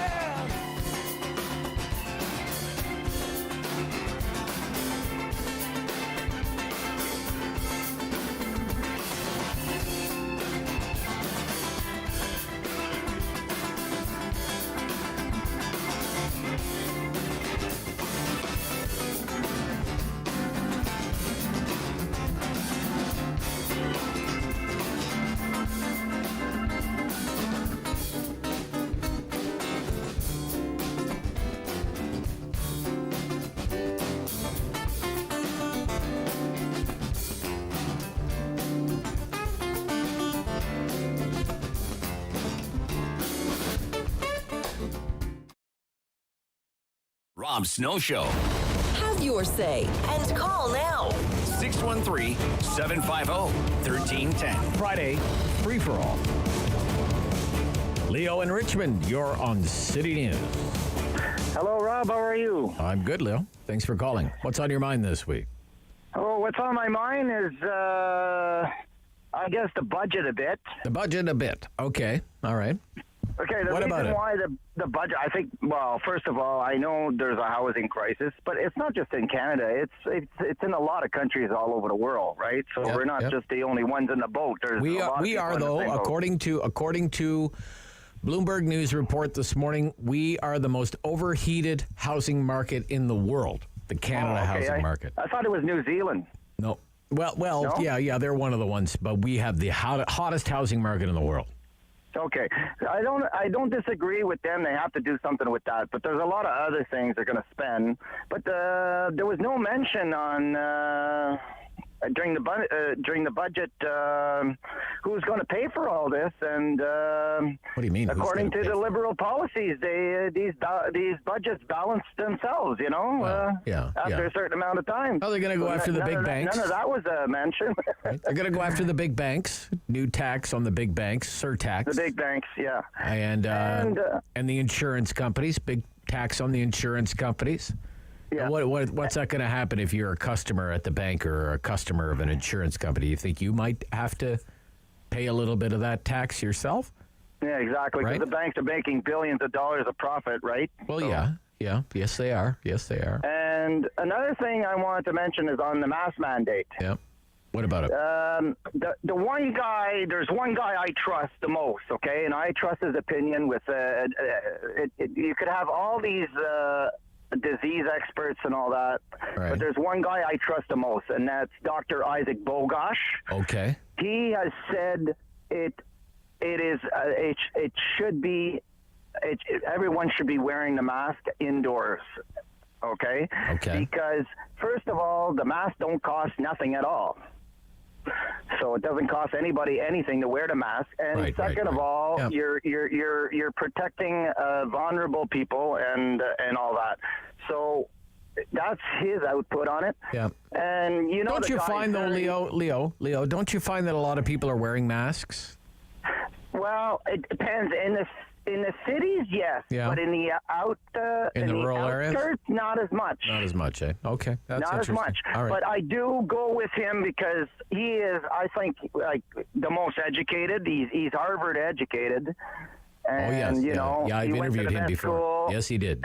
Yeah. And, I trust a man with what his opinions are, and that's why I value his opinion. Good stuff, Leo. I value yours. Thanks for calling and sharing it. Yep, got to run. Let's take this one before the news. John and Lanark. Morning, John. How are you today? We're good, John. Thanks. What's up? Well, I got a little complaint. Okay. About the old age pension and the price of stuff that you got to put out for money nowadays. Yes.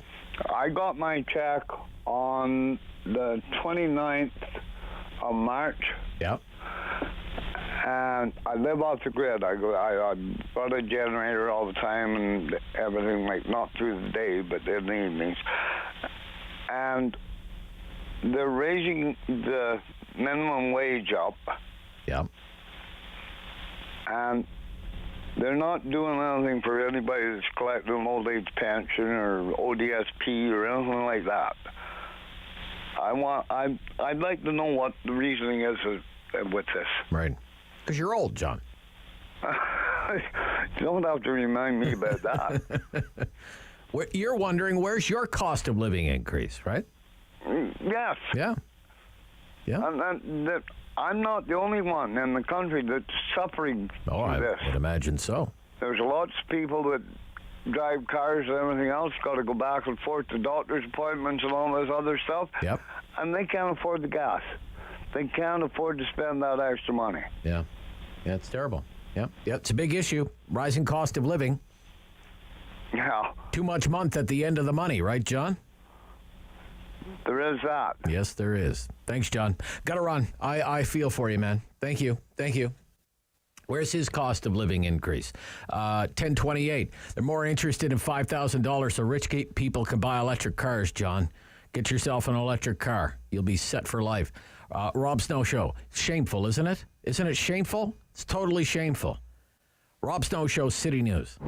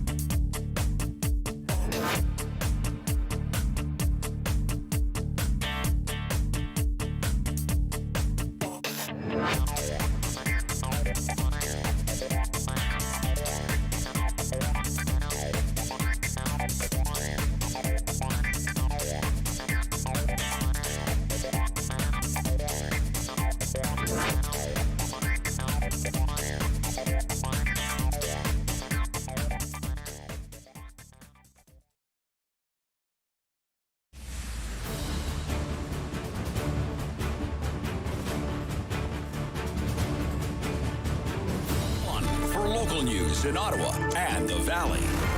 This is City News, now on 101.1 FM and 1310 AM.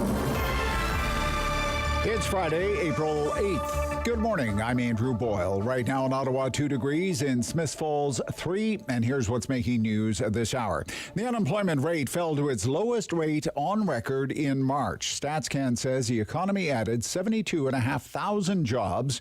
It pushed the jobless rate down to 5.3%. Now, Ottawa's rate actually went up a little bit to that national number, 5.3, but the rate in Gatineau dropped. It's now at 3.8%. 4 days of debate over the federal budget begins in the House of Commons, but it is going to pass anyway. The NDP has already said it will support the minority Liberals' financial document. Ottawa's Mayor Jim Watson telling City News this morning housing portion of the budget is going to lead to as many as 1,300 new units being built in Ottawa. He calls that a good start. Ukrainian officials now reporting 39 people died in a Russian missile strike on a packed train station in the eastern city around the Donetsk region. Local hospitals are buckling under a surge of admissions. The mayor reporting as many as 40 surgeons are trying to treat the wounded now. Officials put the number of injured anywhere from 87 to as many as 300. The Office of Ukraine's Prosecutor General says about 4,000 civilians were in and around that station, most of them women and children, just trying to flee the area. City News Time, 10:32. I'm Andrew Boyle. For news anytime, follow up online at ottawa.citynews.ca. Talk back. Hello. On the Rob Snow Show. The phone lines are open at 613-750-1310. Now, the Rob Snow Show continues. Yep, Friday free-for-all talk back hour. We're wide open. Just about anything. We've come up with topics all week. So if there's something on your mind, doesn't have to be a big news story, we'd love to hear about it at 750-1310, 750-1310, 613-750-1310. Steve in Canada, you're on City News. Steve. Hey, how you doing I'm today? good, Steve. Thank you. All right, there are a couple things I wanted to talk. Well, it's actually one thing I wanted to talk about. It's about the Black Lives Matter and them spending money on $1 million homes. Yeah. And the media is completely silenced on this. Okay. And I have donated myself to the BLM in the past, and I'm upset. So, are you going to talk more about this scam, or are you okay with this? And well, I don't even know anything about it. So I'm a person that believes in equality, not one-sided mutiny. So how can I get my money back? Because I didn't donate to help cause for people of color to just have fun with the money. It was donated to help all people of color, not just the people at the top. And this is a story that's been out there for actually quite a while. And I just want to know why you have, and you can't say that you haven't bothered to read it or you haven't heard about it. You have, unless you're living in a cave. How do you know? How do you know, Steve? How do you know? I have a pretty good knowledge of what you would know, because if I know about it, you should know about it. Oh, I see. Okay. All right. Okay. Yeah. But So if what you are you know gonna do about about it, it? but What if are you you gonna know do about about it, it? no, what am I going to do about it? Steve, if you know about it, why do I need to talk about it? You Well, already you know talk all about about it. everything You've else. already You talk about the Steve, truckers that- Steve, that- you've already made up your mind. Okay, Steve, you've already made up your mind. Steve, what does it matter what I say about it? Listen to you. Going off like that. 10:35. Rob Snow Show. City News. Talk back hour. The big local story, I think, for the week has been all the buzz about the Ottawa Senators, right? The arena on Lebreton Flats. I thought that was over. Really, I did. But I guess it's back in the mix now. There was this NCC meeting yesterday. All we know for sure is that there's going to be some kind of announcement in June. And all the National Capital Commission will say right now is that it has multiple submissions from multiple groups about what could potentially someday go on the flats. But the NCC isn't going to confirm or deny that even one of the submissions is from the Ottawa Senators for a new arena. Now, I'd love to know what you think about this at 750-1310. And it's not just because I'm a hockey fan or a fan of the Ottawa Senators. But I think the Senators' new arena, and it's no secret the club needs a new arena, Canadian Tire Centre. It's on the older side now. It's one of the older arenas in the National Hockey League now. And I think it's always been a no-brainer that it should go at Lebreton Flats. I think it would have made sense if that was the original location. But the NCC was saying back then when Bruce Firestone was thinking about locations for an arena, the NCC said, well, we have plans for the Lebreton Flats, and they don't include a hockey rink. That was how Gene Piggott described it at the time, who was in charge of the NCC, a hockey rink. It was a hockey rink, right? I just think about that whole area down there on the flats and what it could look like a decade from now. There's the opportunity for that whole area to be a really exciting and useful space, I think. I mean, really, what good is it now unless you live in one of those condo buildings on Lebreton Flats, or unless you're going to the War Museum? I just think about the whole space there, like Bronson, east down to like Preston, Bayview, totally transformed in the next decade. And it already served by light rail at great expense. The new Central Library, along with the National Archives, going to be spectacular. It is going to be popular. Don't believe the naysayers who try to tell you otherwise. Okay, that's going to be a smashing success for the capital. You heard it here first. Then you have the arena. Maybe, just thinking out loud here. And the Senators would be the major tenant for the arena. But when things are totally back to normal, it's going to be something happening at a new arena on an almost daily or nightly basis, right? These arena projects only work if you can get attractions in there on a nightly basis. Sure, the main draw would be NHL hockey, but we have a lot more events at, say, Canadian Tire Center than just hockey games, all sorts of other things, right? Figure skating, international competitions, whatever. The Brier, the Scotties, who knows, basketball, all of this. Could be some added features. I think the last one there was a proposal for a Sensplex. And then further to the west, you have the Zibi development, which is coming along, the redevelopment of all the old industrial lands there, E.B. Eddy and all that stuff. But it's still, even with the Zibi development, it's still a very underused space. And I just think 10 years from now, 15 years from now, it could be quite the scene. It could be a place to see and be seen. Huge potential. But I would leave you to ponder that. Or if you want, give me a call and tell me what you think. 750-1310, 750-1310, 613-750-1310. And on the mask mandate and just where people are with COVID-19 and even the thought of bringing back COVID-19 restrictions. Stephen Del Duca, the Liberal leader, he floated that out yesterday saying we need to bring back the mask mandate. We need to make it mandatory to wear a mask in a grocery store, in a gas station, in a pharmacy. All the places where it was an essential business and you had to wear a mask there, even when everything else was closed. These kinds of businesses were opened. Those are the kinds of places he was talking about. That was a hot topic this week. A lot of people aren't too thrilled with going back to COVID-19 restriction land again. I wish the Angus Reid Institute would poll the public again on what they think officials should be doing right now, given this increase in cases, with Dr. Uni saying maybe 100,000 cases. Seems to me public opinion was shifting away from public health restrictions and moving more to, we need to learn to live with it.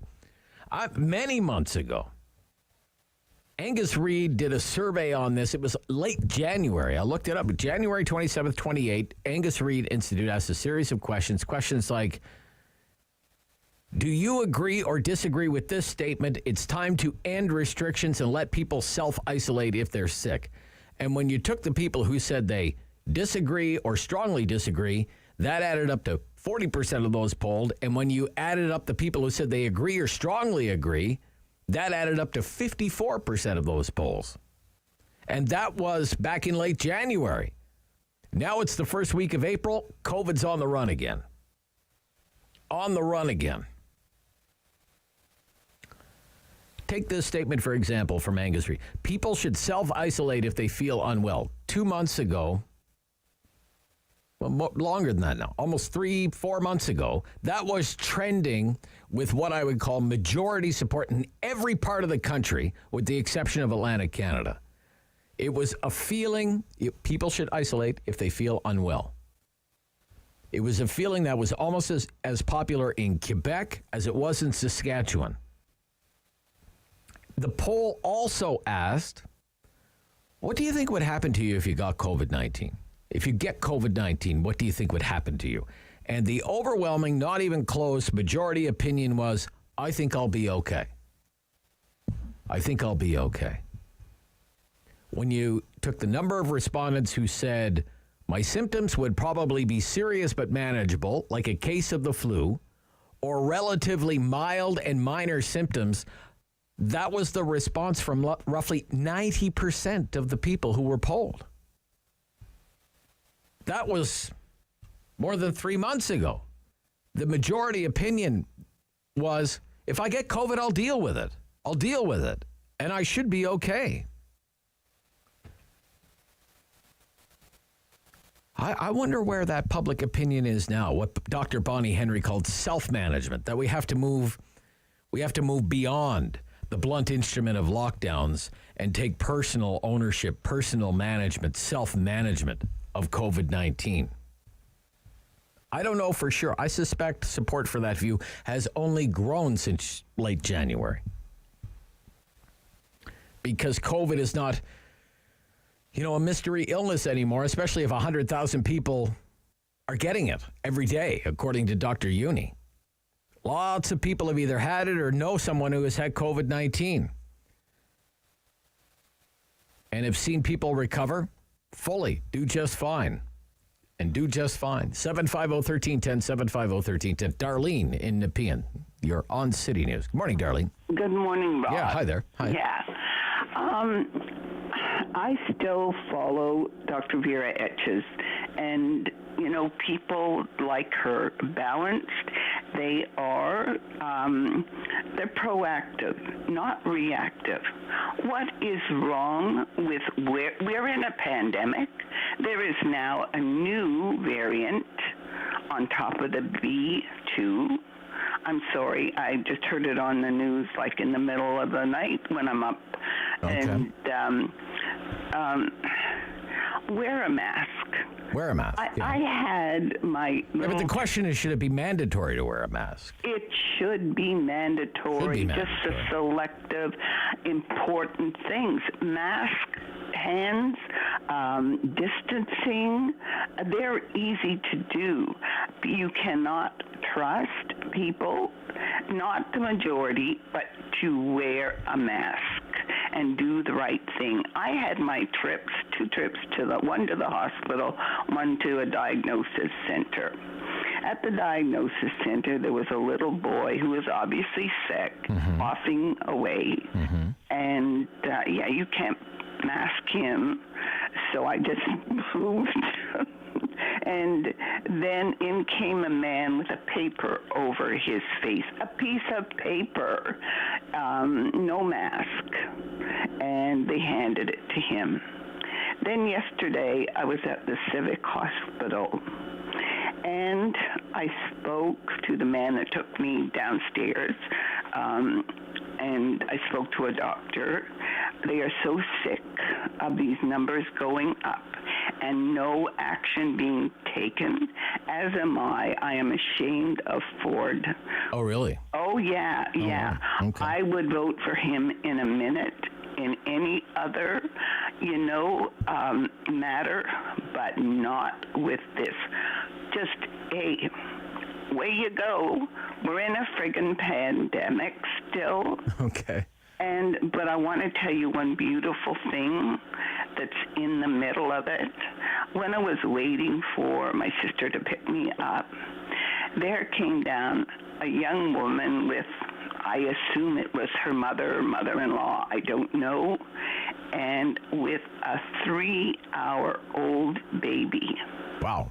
3 hour 3 hours. baby girl. And of course she was covered. You couldn't see her face. I didn't go over. Hey, it's time we started. You know, you hear everyone saying, like, people that come to Canada, we came here to make a better life for our children.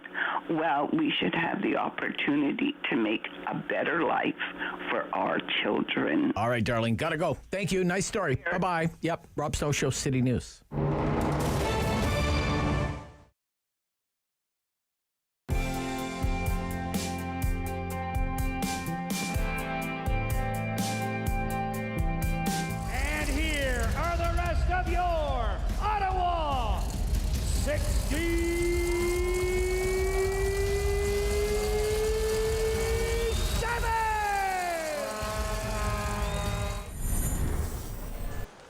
Callahan from behind his own net. Moskowitz. There's a giveaway. Here's Byers. Shot right on. Mrazek has it. Ottawa has, for the most part, carried the play in the last 3 or 4 games here, and this is when Barrie's got their chances on poor puck management, puck decisions right there. Ill-advised pass, not a good pass, a turnover, creates the first scoring chance and shot on net for the Barrie Colts in this game. This is what Ottawa's got to do better of tonight, is making sure that their puck management is good. They're crisp and they're solid when they have it. That's the first action. Scores! The Barrie Colts draw first blood. It's Greg Such. Smith out there now for Ottawa. He's going to head in front of the net. Oh, digging away, scores! Dalton Smith tapped in front of the net. We are tied at 1. Back to the point. Callahan shot's blocked. And here comes McDonald with a head of steam. Shot scores! McDonald with the long shot. And the Barrie Colts take a 2-1 lead. Back to the point. CC walks. Shot scores! Tony Ceci. It might have been deflected right away, right when he took the shot.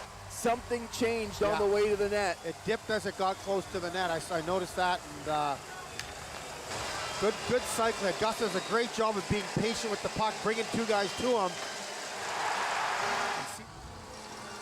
And he'll win it back to the point. Ceci. Here's Prince. Traffic in front. Down low.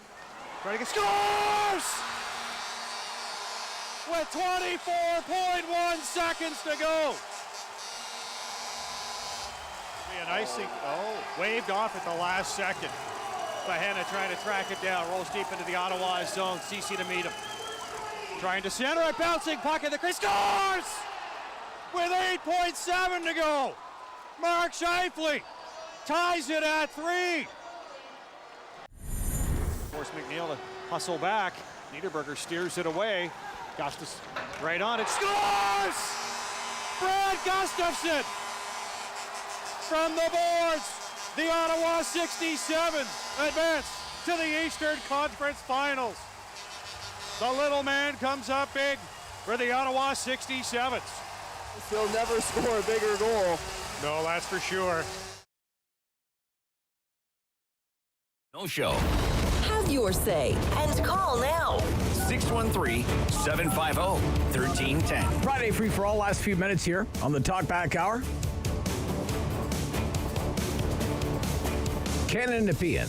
Ken in Nepean, you're on City News. Ken? Good morning. I'm a first-time caller, long-time listener. Appreciate you calling, Ken. Yes. The reason I'm calling is concerning the mask mandates. Yes. Yeah. And one thing seems strange. I have to admit is the mask mandates have been lifted here in Ontario. And yes, I understand that the numbers are going up, but in Quebec, the province of Quebec still has mask mandates. Yes. Yet their numbers are higher than ours. Their COVID numbers are higher than ours. So there seems to be something off there. So what would it? What effect would it even have? You're saying? Yeah, right? Yes, exactly. And as well, I realize many people when you go out to shopping malls, grocery stores, what have you, a lot of people are still wearing masks. I would say maybe a good half or maybe more than half of people out in public are still wearing masks. Even walking on the street, they're wearing masks.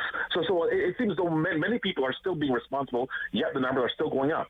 And as I mentioned, Quebec, they're higher than ours. Yet they still have their mask mandate. We were there last weekend, in Montreal area, and a lot of people were wearing masks when we were going into these buildings and whatnot. And I don't know, what is the solution? I don't know. I don't know. Well, what is this? What is the solution? But I guess another question is, would people accept, going back to that place of pandemic health restrictions, or in the vast majority of people's minds, have they moved on from public health measures like that, Ken? They want to get on with their lives and not be in this constant roller coaster of we open, we close, we put our masks on, we take them off, we're allowed to meet with this many people, all of this kind of stuff, right? So I agree 100% because the public in general does not want to go back into lockdown mode with all the restrictions, restaurants and stores and registration, like going to church, you have to register, going here, you have to register, and no one wants to go back there, but there has to be something, or as some medical or some individuals have said, let us just live with COVID. Let us just grin and bear it. Do what we can, keep our social distancing. I guess wear masks when necessary. Personal responsibility for it. Personal responsibility. Take your what do you call them, rapid antigen tests when necessary. Yeah. Just do what you can. That's all I can say. Good stuff. Yeah, well said. Thank you. Yep. Ann in Ottawa, you're on City News, Ann. Good morning. Morning, Rod. Ann. Hi, Ann. I would like to talk to you about the women of today with child care. Okay. I think they have it made. Oh, really? Okay. Back in the 50s and 60s. Yeah. I don't know how far in the 60s it was carried on, but when you were 5 months pregnant, you had to give up your job. Your job was not held for you. You were just unemployed. Wow. And you stayed home with your children. Mm-hmm. And today, with a year's, or I think it's a year maternity leave or more. It's about that, yeah. And $10 a day child care. Yeah. My goodness. And to have it so good, Ann, you're saying. Yes. And okay. I'm paying for it for what their luxuries are now. Okay. In Texas. In Texas. Yeah, well, somebody's got to pay for it, I guess. Yes. Yeah. Yes. Yeah. The seniors of today pay for what went on earlier. Yes. But do you see it as, let me ask you this, Ann, do you see that as progress? Do you see it as progress, Ann? It appears to be progress. I don't know if the children are better for it or not. Well, that's the big question. I don't think families are as close-knit anymore as they used to be, because children become very independent at a very young age. I mean, how much do they see of their parents?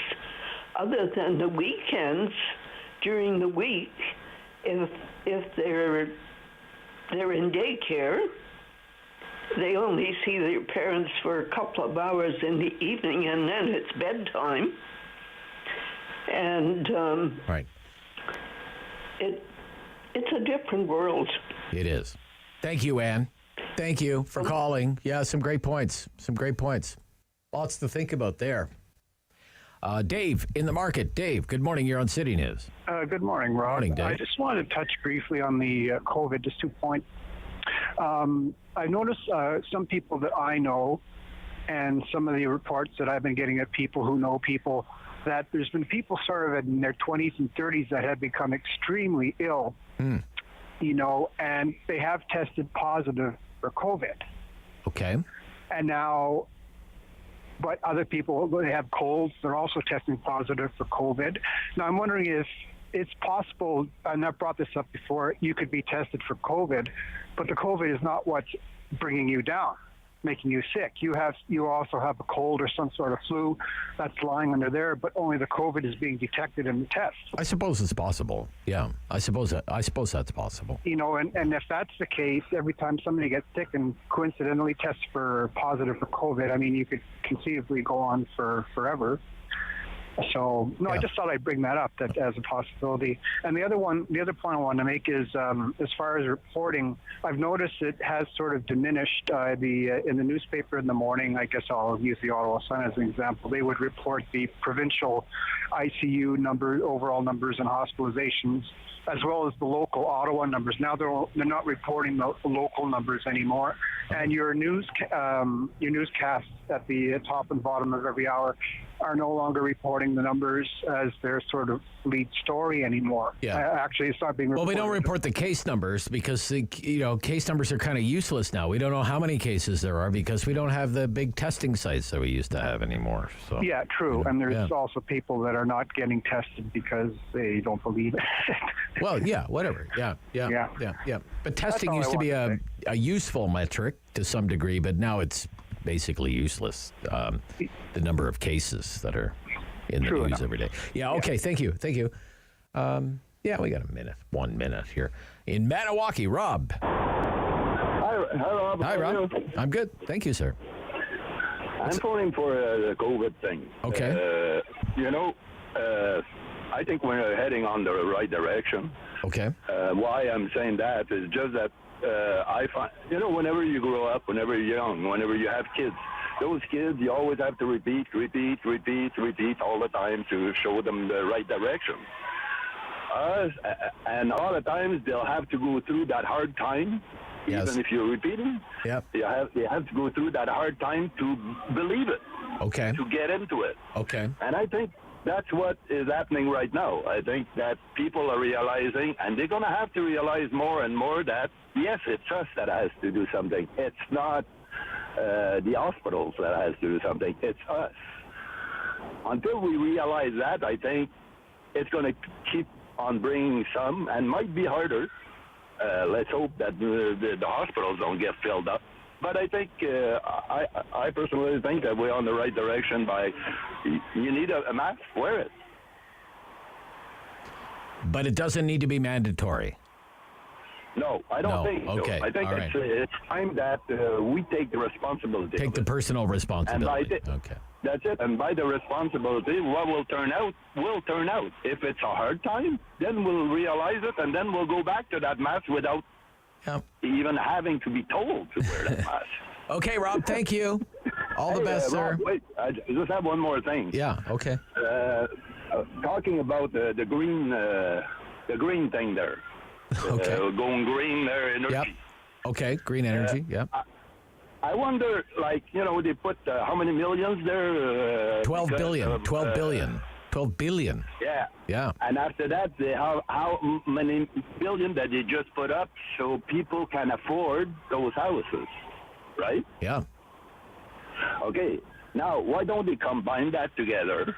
And why don't they, every time they erect a house, make sure it's a greenhouse? Yes. Yeah, okay.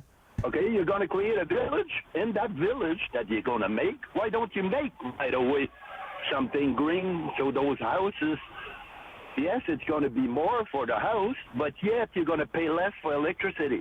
Give an incentive and do something like that. Yeah, good idea, Rob. Thank you. I got to go now. Okay. Quiet at the beginning and jam-packed at the end. Sometimes it's like that on the Friday free-for-all. A little more on COVID-19 and the current situation, the need for public health measures. We'll talk about that right after the news, as well as sports with Steve Warne, our weekly look at the Senators, and we'll talk about the Jays, a little bit of Tiger Woods as well at the Masters. This is City News.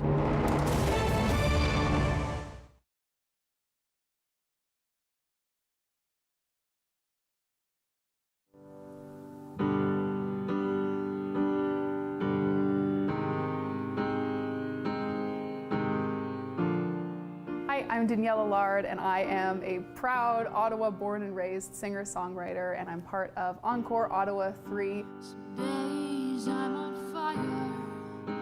I don't even stop.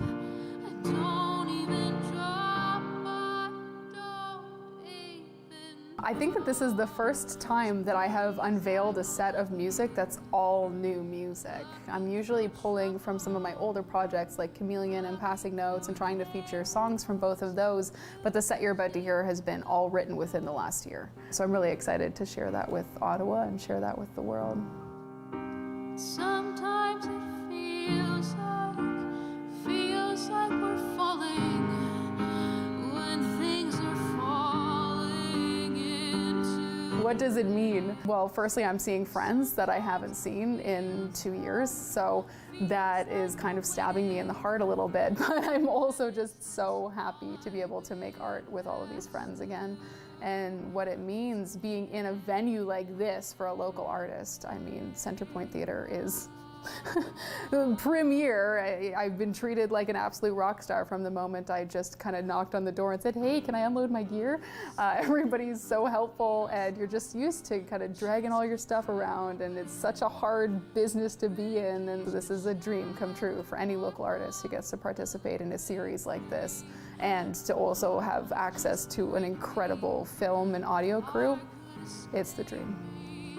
I'm too small to house it, and it's not just me.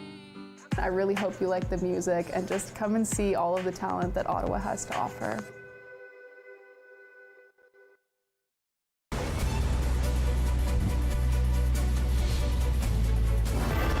Number one for local news in Ottawa and the Valley.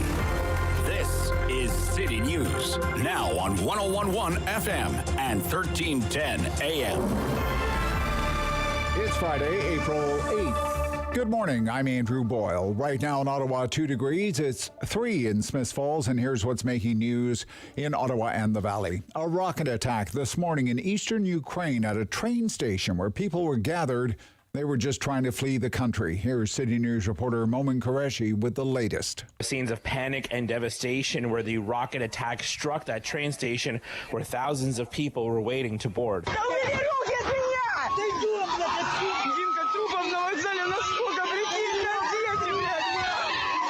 The latest numbers show at least 39 people were killed in that blast, potentially 100 more people wounded. If you see videos posted on social media, it's quite crowded at that station for yesterday and then going into today, so it's possible those numbers will go even higher. The war in Ukraine is now moving eastward. That could potentially be beneficial for Russian forces because it could be easier to get them supplies in that area. Momin Qureshi, City News.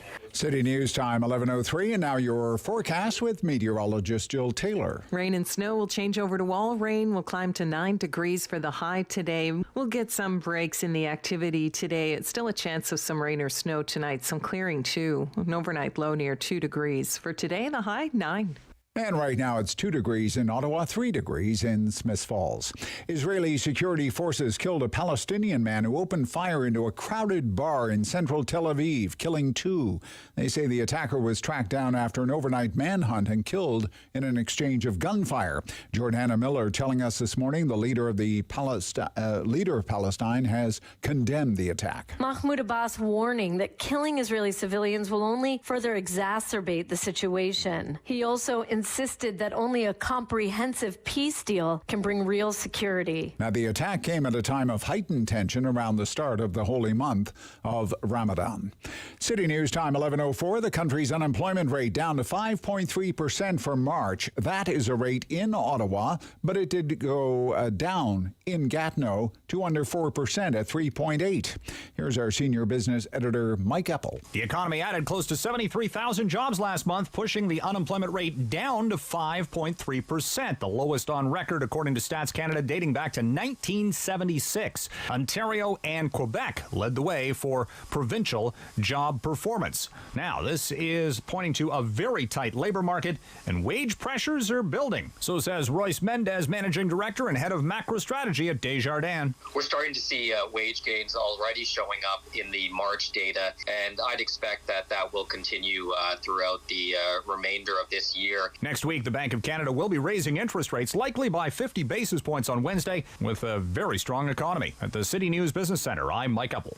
And it's opening day for the Blue Jays, and you can hear that game tonight right here with the first pitch just after 7. Here's City News reporter Chris Curries. 2 seasons of pandemic-derailed baseball left this Blue Jays team as a bit of a nomad. Buffalo, Dunedin, then small crowds at the Rogers Center, but now full crowds for the entire season. Sportsnet's Arash Madani tells City News a bunch of players haven't truly experienced Canadian fans. They're showing the images of the Canada soccer win over Jamaica at the World Cup. And Ryan Barucki, who's been around forever, 11 years with the Jays, he was telling some of the guys, he said, that's going to be what it's like for us when we get there. It just, instead of red and white, it's going to be blue and white. You can catch Jays games on City News 101.1 FM and 1310 AM. Chris Curries, City News. And I'm Andrew Boyle for News Anytime. Follow up online at ottawa.citynews.ca. Firm. Fair. Fun. The Rob Snow Show returns On Rogers TV and City News 101.1 FM. and 1310 AM. Let's turn our attention to the latest on COVID-19 and what's being described as the 6th wave. Virologist, Professor Emeritus, University of Ottawa, Faculty of Medicine, Earl Brown joins us this morning here on City News. Good morning. Good morning, Rob. How would you describe the current situation in our community with COVID-19 right now? So we've got a couple of indicators here. So we've stopped the blanket testing of people in Ontario with the PCR test. So only if you're high risk are you tested now. So we don't have a good picture from the actual everybody getting tested sort of thing. But we test the wastewater, and the wastewater is spiking. I guess it's been spiking for a week and still hasn't reached its peak yet. And so some concern because at the end of the 5th wave, that was the Omicron wave, we just got out of it. They said, well, we're going to take off our precautions, should be okay. And then people said, will we get a bump? Will we get a wave? What are we going to get? Well, it looks like we're into a wave. And so now it's sort of like, what are the concerns? And, you know, we're a highly vaccinated group here in Ottawa. We're above the numbers. You know, Ontario has got really good numbers. Ottawa generally beats those numbers for our youth, and our elderly are well vaccinated. So that's good news.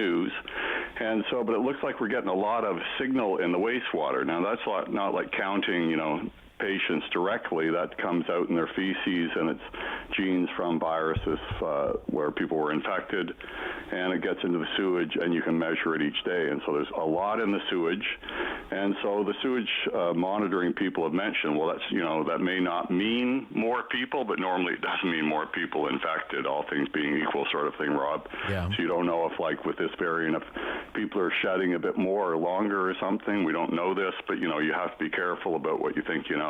Okay. And so, but then you look at our hospitals, and yes, numbers are going up, but not dramatically. We've been at peak levels. We reached close to the peak we last saw in Omicron with this new wave.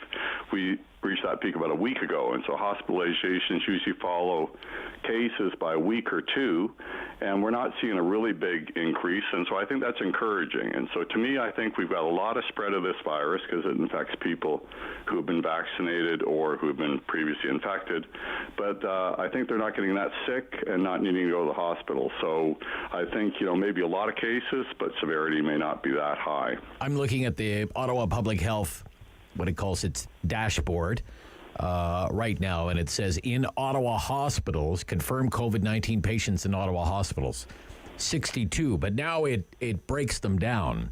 So there are 29 in hospital because of COVID-19, but another 33 in hospital with COVID-19, but not because of COVID-19.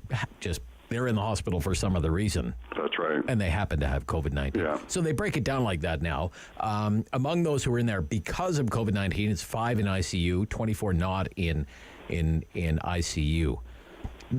The government keeps saying it's manageable. It's manageable. When you hear numbers like that, would you agree that sounds like a manageable number right now? I think we're manageable so far. Now, I don't know the number of beds in Ottawa, but the number of ICU beds in the province is 800. And so we hit a number around 600 in the last peak of Omicron, and we can handle that. You don't want to stress the system.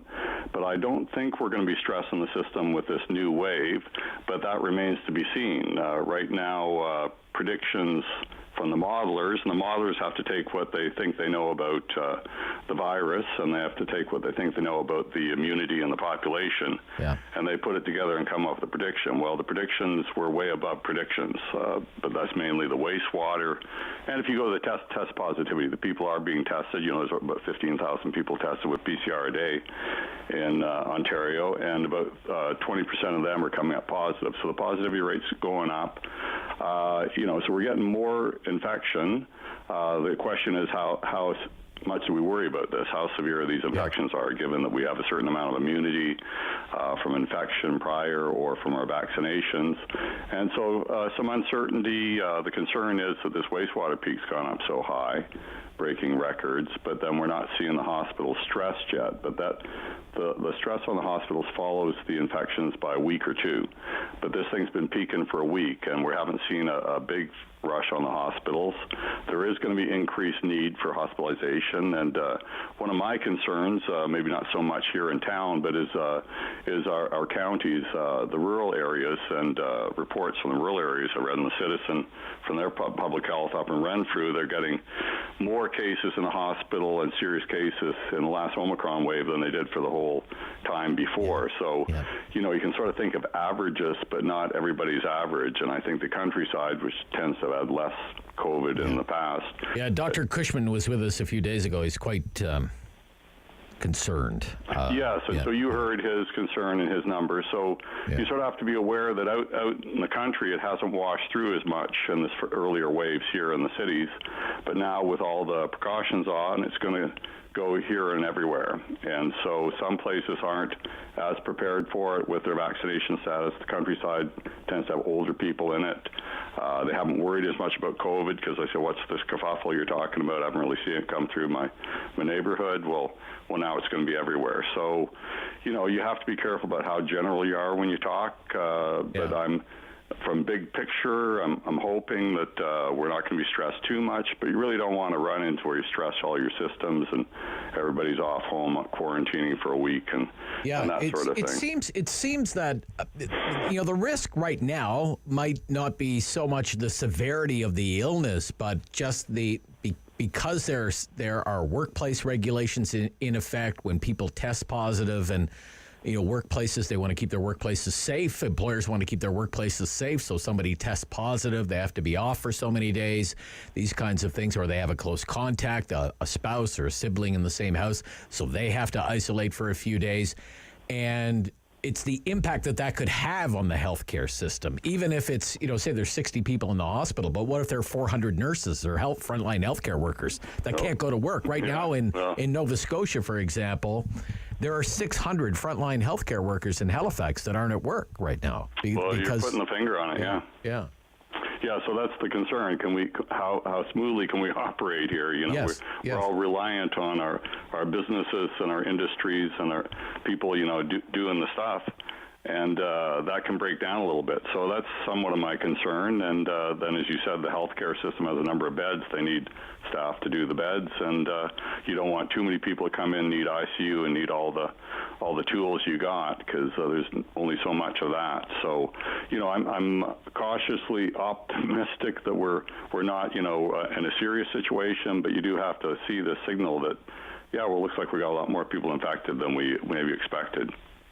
So it would seem the original advice, 2 years plus later, it still applies. Wear your mask, wash your hands, sanitize your hands, keep your distance, all of those things. Professor, fair enough? Yeah, right now? I think we're living the Groundhog Day movie a little bit.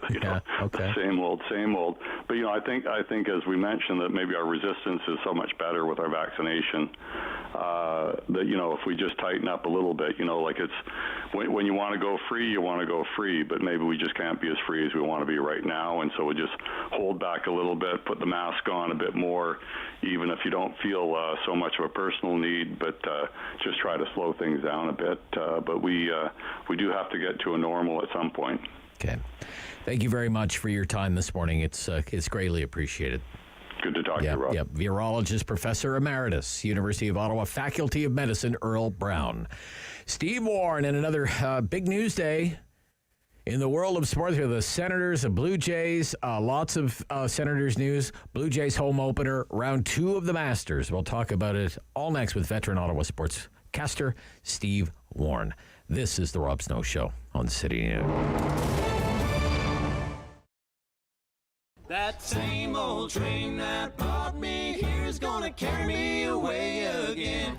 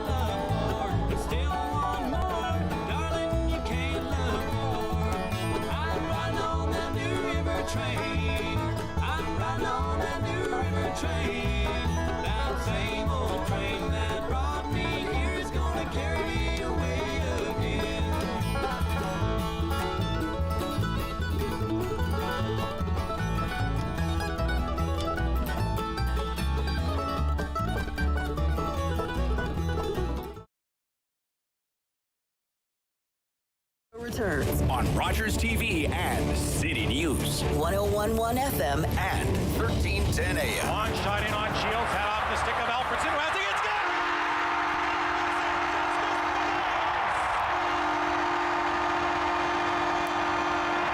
It's all even, going back to Buffalo series, tied at 2. Off the play, loving it at the point. Fell through, rebound, score! Bruce Gardner scores the goal, and the Senators take game 1. Down low in front, Havlat scores! There's Arvidsson moving into position, takes the shot, he scores! Deflected by White, shot, score! A shot by Redden. Schaefer in front, Van Allen with a great chance. Score! Sosa getting inside on up. What a chance! Score! Ottawa sends it to a 7-game. Scores! Horrible bullet shot from the blue line. He turns around twice. Enough shot, score!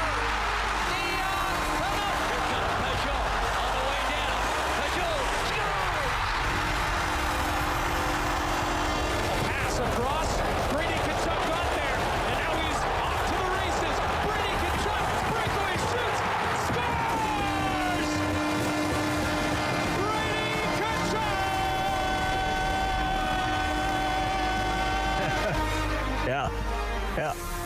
going to take a little trip down memory lane with Steve Warne right into the modern era. Steve Warne is back, legendary Ottawa sports broadcaster, host of the Sens Nation podcast. How are you?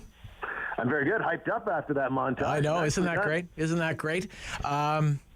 Just a little mix of all the overtime, a lot of the overtime game winners that the Sens have had in the playoffs, Steve. You know, so many of those are from the playoff. Like Corvo, I remember Corvo scoring that goal, and Havlat, and just so many memories. Because, you know, this team of ours, which has struggled now for 5 seasons, and we're kind of down the home stretch of another regular season. We know the Sens aren't going to make the playoffs. It was so good, Steve, for so long. And I really think when it gets good again, I think it could be good for a long time. What do you think, Steve? You know? Well, I think we're at that stage right now. I feel like we're that stage with the Blue Jays, that they have their opening day. I feel like there's nothing but good things ahead now. They finally paid their dues, and here they are. Sens in the same boat as another season comes to a close without the playoffs. Certainly that's frustrating. But when you look at what's going on right now and the players that are still not on this team, I think this fall is going to be really special. There was a point in the game, I don't know if you noticed in that broadcast last night, Rob, where they showed the press box for one of the suites, and it was an entire row of first-rounders who are just dinged up right now. It was Shane Pinto, Tim Stützle, Thomas Chabot, Jake Sanderson, Ridley Gregg. I'm thinking to myself, that's going to make a hell of a power play someday. Yeah. You know? Let's send them to the World Championships. You know? Sure. You know, yeah, sure. Okay. Yeah, disappointing loss last night, but that's a good team. You know, Nashville's a good team, and that wasn't really the plot line for last night was Borowiecki comes home, right? That was the plot line for last night, and nice tribute to him, nice ovation for him, and he's one of the all-time class acts, really, Mark Borowiecki, Steve, isn't he? You know? Yeah, I'd say so, and I'd say that, how do I put this? At the time that they parted company with him, I said to myself, yeah, it probably is about time in the rebuild where you start to bring in, better defensemen. But they didn't do that, unfortunately. And now that we know how it's played out, I think Borowiecki should have stayed because he would have been such a great mentor. He's so well loved in the community because if you compare him to some of the veterans that they airlifted in instead of Borowiecki, I think it's a mistake that they got rid of Boro. They should have kept him around. Okay, busy weekend for the Senators. They have, it's Sens and Rangers tomorrow. So that's right. Hockey night in Canada action tomorrow, and then right back at it on Sunday against Winnipeg. Home game against Winnipeg. So busy weekend. What do you think of all the buzz about Lebreton Flats? Well, I mean, I think it's encouraging in that if you're a fan of the concept, I think it's going to happen, honestly. I think the Sens will eventually get an NHL arena downtown. Canada residents may not love the idea, but I think from every other perspective, it just makes too much sense for, everybody. Yep. And I guess the NCC is looking over proposals. They got multiple proposals for the redevelopment, and it's all hush-hush right now, so it's a lot of speculation. But I guess the rumor is that Eugene Melnyk and his partners made a bid before the deadline that was back in February. And you know what? Let's say that's true, that Melnyk did submit something. Is that bid still in play, I guess, is my question, following his passing? Or will the Sens want to try and regroup and get that partnership going back with John Ruddy?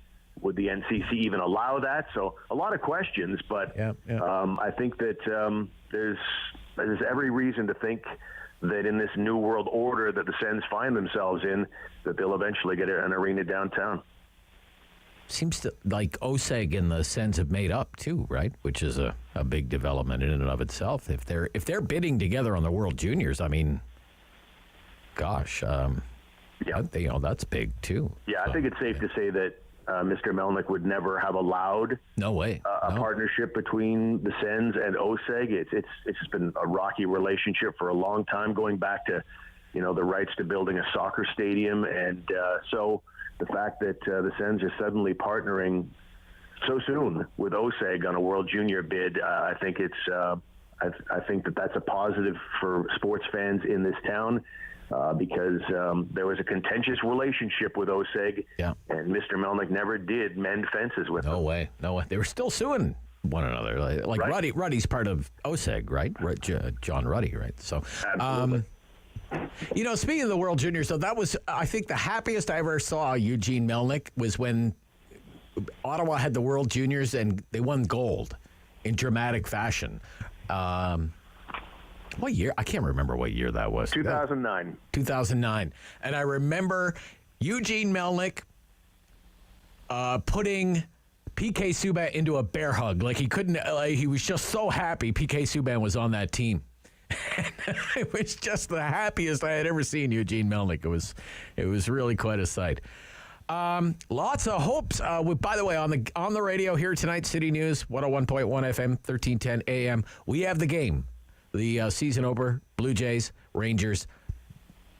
High expectations for the Jays. Like I talked to Arash Madani from Sportsnet this week, and Shai Davidi. I mean, gosh, they can't say enough about the expectations. There's a lot of actual pressure on the Jays this season, I would say. Steve, what do you think? I don't know if there's pressure, but there's certainly expectations because I guess I'd ask the question open-endedly, what's not to love about this roster? I think that Jays fans should be pumped because as of right now, they should be contenders, not just this season, but for the next 3 or 4 years. Contractually, they've got some key guys absolutely locked up. The downside of the offseason, they lost Robbie Ray and Marcus Semien. And by the way, Simeon's going to be leading off tonight for the Rangers, so his homecoming's happening quickly. But they got Kevin Gossman, Matt Chapman. Gossman's going to be an elite starter for them. You got a batting order that's lethal with that core of Vladdy, George Springer, Bo Bichette. And with Chapman, back to him, I mean, there's a guy who had 27 home runs last year, and he's going to slide in as their number 7 hitter and gives you a sense of where they are as far as having an amazing batting order. And, of course, the pitching staff bolstered by Gossman, who's one of the elites. And they got Jose Barrios at the deadline, locked him up big time in the offseason, so he's going to start today. Again, I don't know what there is not to like about the Toronto Blue Jays in 2022. Okay.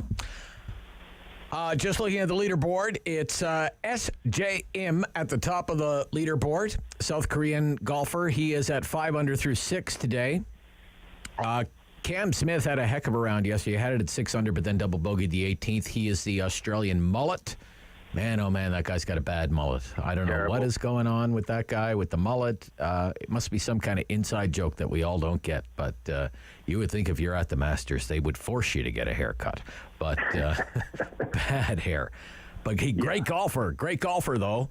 And Corey Connors, the Canadian, just 1 stroke back, tied for 4th. The big story, of course, Tiger goes out there. 14 months ago, he almost loses a leg. He's out there walking 5 miles now around Augusta and shoots 1 under. What a story, Steve. Yeah, what a scramble. I mean, if you watched his round, and he's off for his second round in a couple of hours from now, but he scrambled like crazy. Like he was making these 10-footers all day long to save par. I don't think you can make a living on that over 4 rounds, but that's not the point. I think the average golfer would look at Tiger Woods and even say a week ago, it's probably not going to play. A year ago, we wondered if, they were going to be able to save that leg. So just the fact that he's able to walk, let alone be top 10 at the Masters after round 1, it's unbelievable. I might have been a little tigered out, I got to say, because at one point, I mean, the TV cameras were trained on Tiger for about 3 minutes, just standing alone in the fairway, trying to stay loose as he waited for the green to clear. I said, okay, that's a bit much. We could probably cut away now and check something else out. But he's the story. There's no doubt. Talk to you next week, Steve. Thanks. Thanks, Rob. Yeah, have a great weekend. Ottawa sportscaster, host of the Sens Nation podcast, sensnationhockey.com. That's Steve Warne. We're back with Queen's Park Week in Review. Coming up next, it's our MPPs panel to end the week on The Rob Snow Show on City News.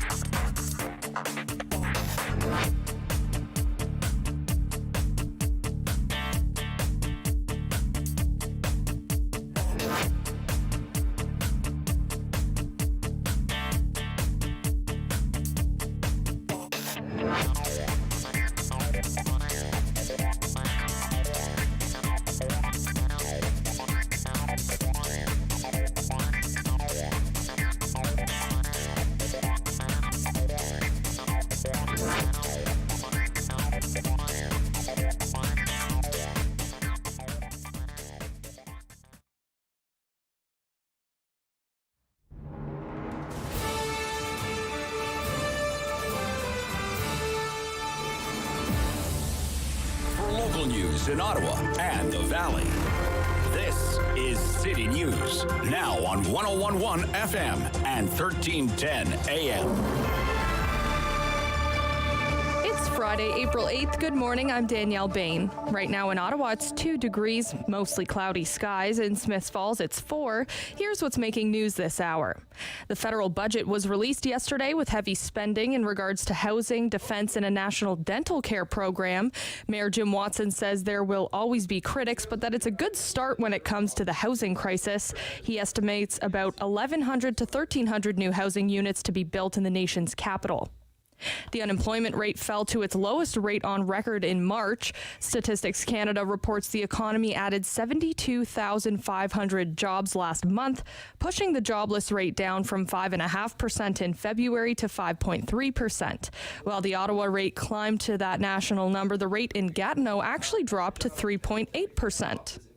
A train station hit this morning by a rocket attack in eastern Ukraine. The latest numbers show at least 39 people were killed in that blast and at potentially 100 wounded, with the possibility for those numbers to go even higher. Ukrainian President Volodymyr Zelensky has released a video showing the aftermath of the attack and says thousands of people were present at the station at the time it was hit. And in sports, day 2 of the Masters is underway. Tiger Woods finished the first round 1 under and tees off around 1:40 p.m. The top Canadian right now is Corey Connors, who's 1 under through 8 today and a total of 3 under for the tournament so far. City News Time, 11:33. I'm Danielle Bain. For news anytime, follow up online at ottawa.citynews.ca. He's the opinionated Ottawa icon. The Rob Snow Show returns on Rogers TV and City News. 101.1 FM and 1310 AM. All right, the gang's all here. It's time for Queen's Park Week in Review.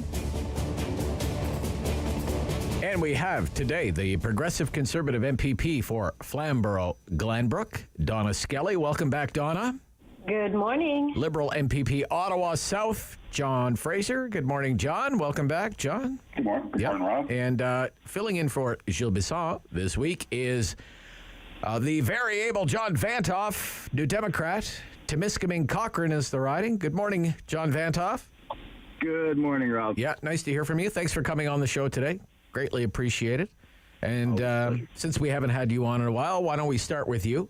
Sixth wave. Dr. Uni estimates that there could be as many as 100 to 120,000 cases a day in Ontario.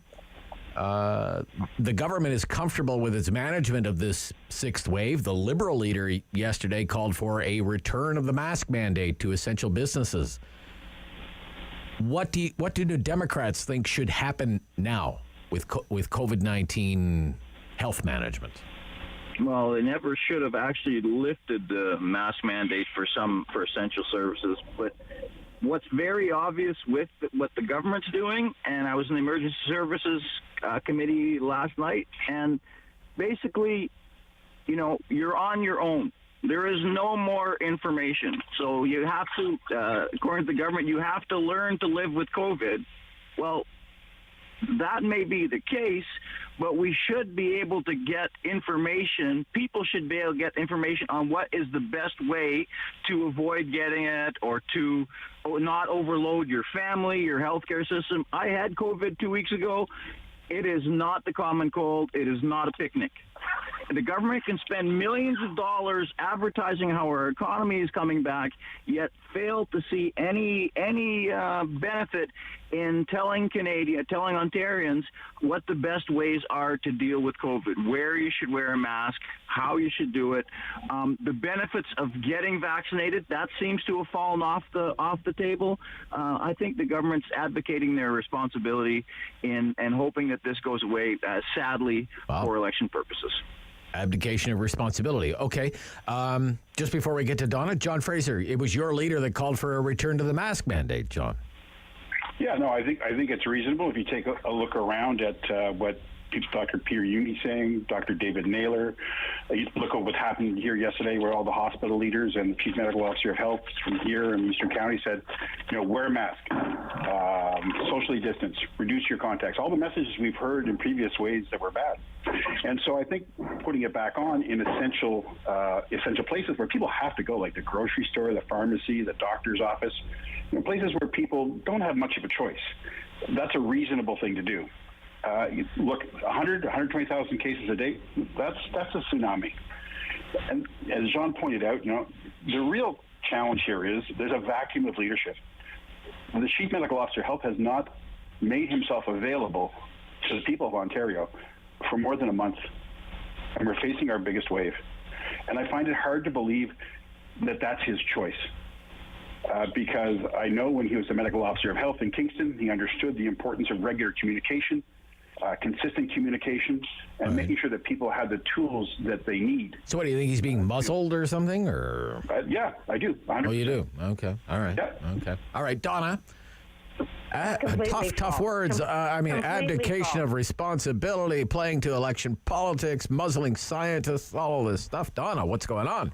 Well, I think that the NDP and the Liberals are turning this into a political situation. They are wanting some sort of a crisis, a return to a crisis in Ontario, because it would score political points. The reality is, and as Dr. Moore said previously, the indicators, we knew and we expected that there would be an increase in cases, that we were expecting a so-called sixth wave. However, we have high vaccination rate, we have natural immunity, we have the arrival of the antiviral.